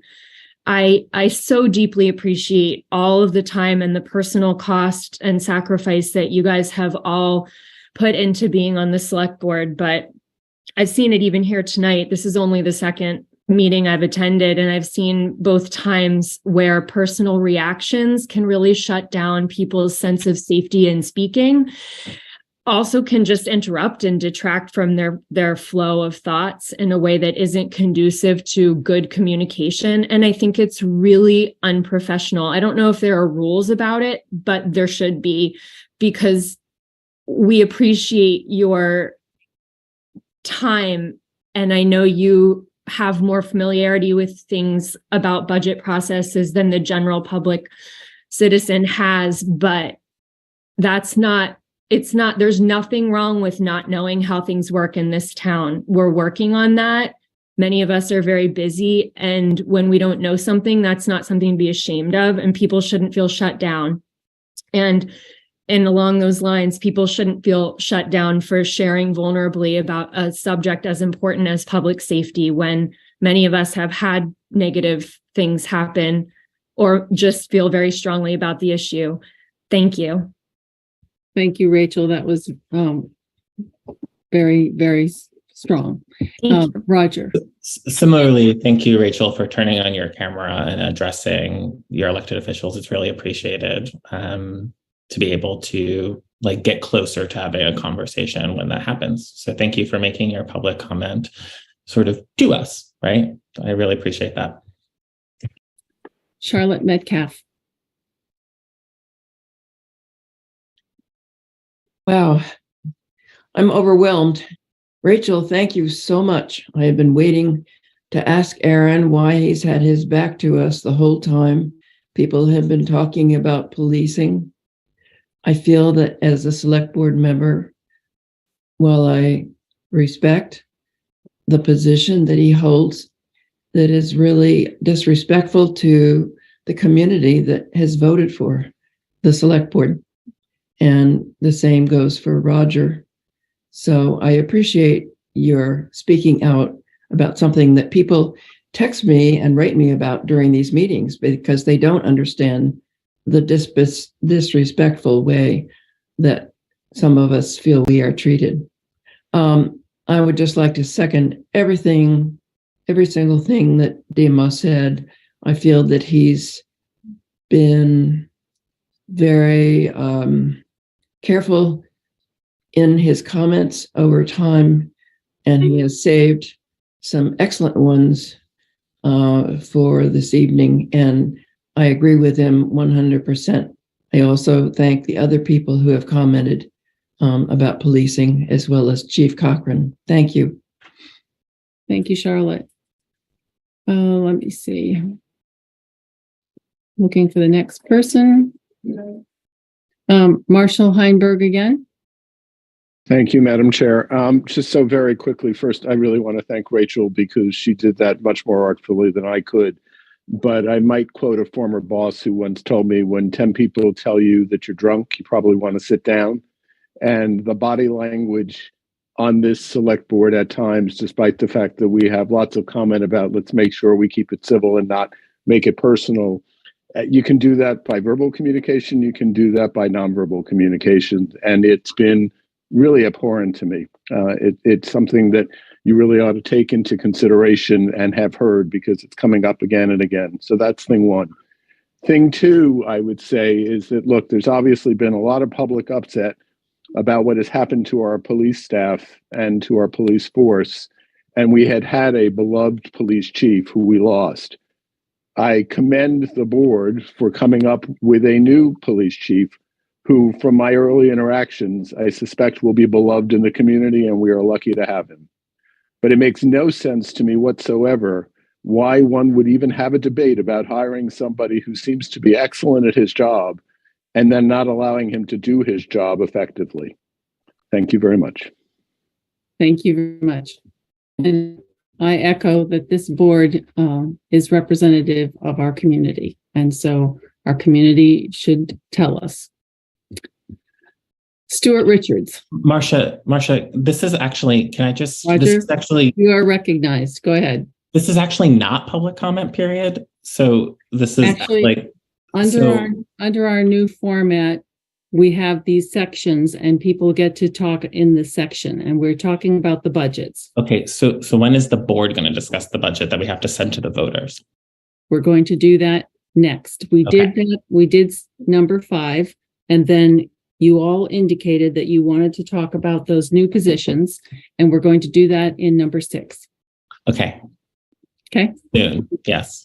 Now, Stuart Richards. Stuart Richards, 82 Elm Street. Thank you for calling on me one more time. I would recommend that the board, before they make any decisions with regard to police or DPW, that they actually look at the police reports, which are issued monthly. Those police reports are very instructive as to the number of police that we might need. Because when I look at the police reports each month, what I see are a large number of activities that our current force is unable to handle. And they are further directed to the Hartford system or to the Vermont State Police. Adding 1 or 2 more police will certainly help that. But unless we compensate them properly, we're not going to hang on to them. So please hear the public and try and respect what members of the public are saying as to the importance of having an adequately staffed and, most importantly, adequately compensated police force. It will do no good if we can possibly hire additional police. We won't retain them unless we pay them properly. And that means that there needs to be an understanding of what police are paid in other communities. So thanks for hearing me out. And I hope really that you look at those police reports to see just how many and what types of Roger, I'm sorry that you yeah. Stuart, anyway, what I'm saying basically is there's a lot of information in those police reports, the monthly police reports that should tell us exactly what problems we have, how many police officers we need. Mm-hmm. And I think that our current police chief, who really has a deeper understanding than any of us as to what is actually needed, that we follow his recommendations. So thank you, Stuart. Yeah, many thanks. Mm-hmm. And have a good continued meeting. Thank you. Rachel Waters. Hi, Rachel Waters, Collins, 163 Needham.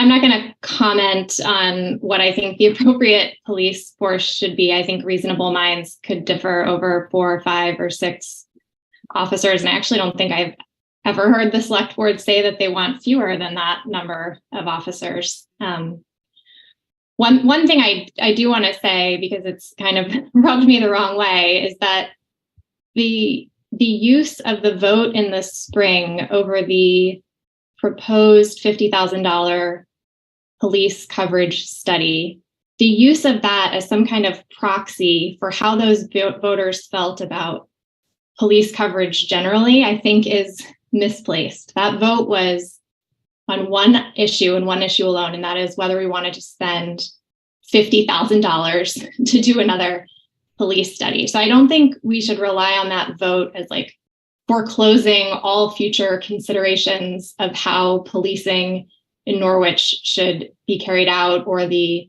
number of officers is now set in stone because of that vote or something. That doesn't really make a whole lot of sense to me. I certainly voted on that study thinking about whether it was appropriate to spend $50,000 on that study and nothing else. And I think a lot of people who are maybe more in the know have a lot of subtext to that vote that the average Norwich citizen is maybe not aware of. So just something to think about.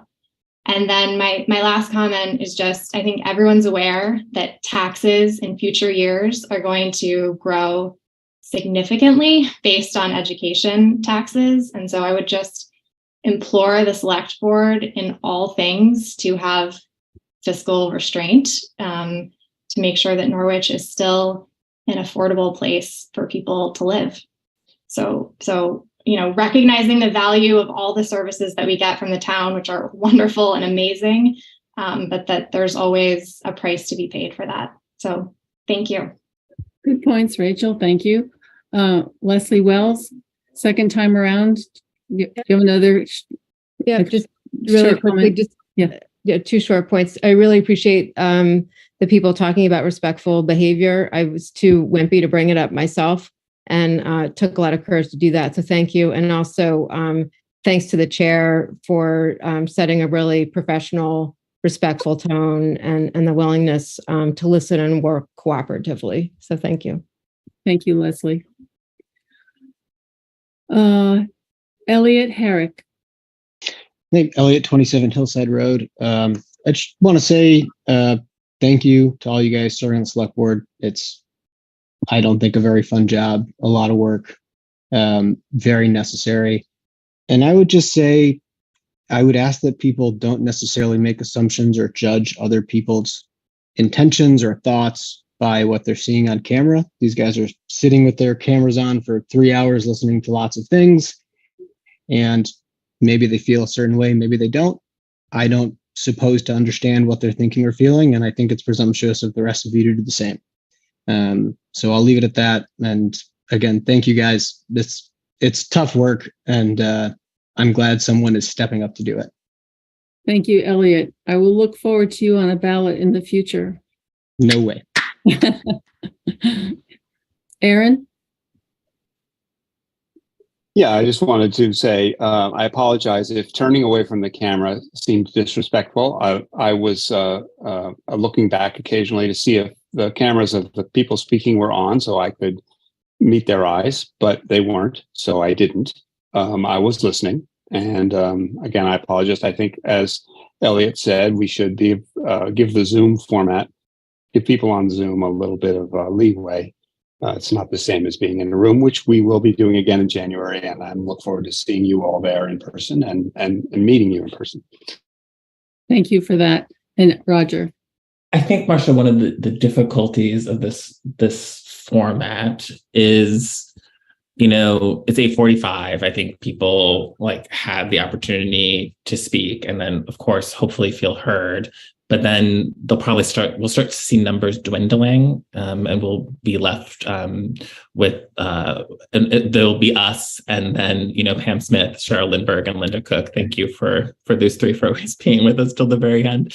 But so they don't necessarily get to see the full work of the board ever, right? Which is something I think that I'm very anxious to get to at 8:48, is that full work of the board. And so I think it's unfair to not take part in that full conversation that we do as a group. We're accountable to each other in this work more than anything. And then and to just sort of judge it by public comment, which inherently we can't speak to, right? But it's very difficult sometimes when you have public comment where it's just not factually true, for instance, and you have to nonetheless hear it gracefully as possible and then thank people for their comment, right? So we are government officials, and we did. So I would say, yes. So to wrap up, I would say there's a lot in a meeting. There's a lot of work that gets done in a meeting, and the meetings are long, and we're left here with that work after we hear all the public comments and people leave. Right, but that's our job. So Right. Now our job is to go to executive session, because the board has indicated a desire to discuss these suggested appointments. And so do I hear a motion to enter executive session to consider appointments or employments or anything of the sort that have been suggested by the budget? Mary Layton. I move to enter executive session to consider the appointment or employment of a public officer or employee under 1 V.S.A. Section 313A3, and to invite the interim town manager. Thank you, Mary. Is there a second? Second. Thank you, Rob Gear. All in favor? May I have a show of hands? Unanimous, thank you. We are entering executive session at 8:50 p.m. Recording stopped. Does the board wish to have 2 minutes? Do you need to stretch? 3, 5? What would you like? 2 would be nice. 2-minute stretch. Right. It'll take 8:50. Rob that long to get everyone into. Yeah. Give me All right. 3. You have we'll have a 4-minute stretch. Sounds good. All right. 8:55.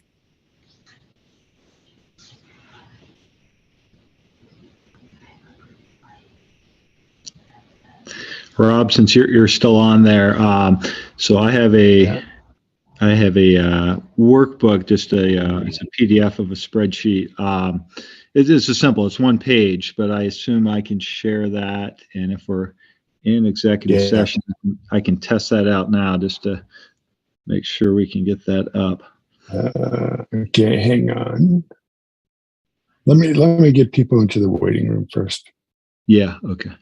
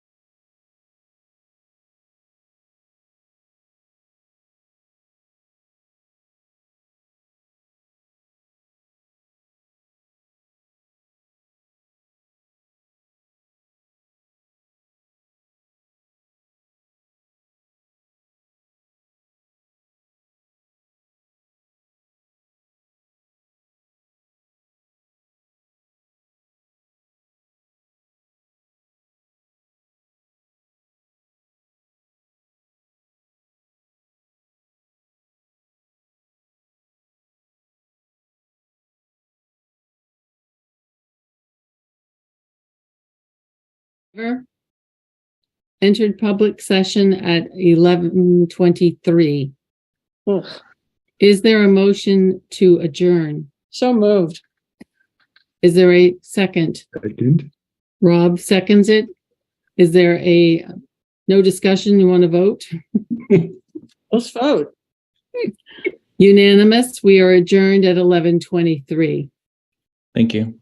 Good night, everyone, and thank you very much. Thank you, Brennan. Thanks. Good night. Recording stopped.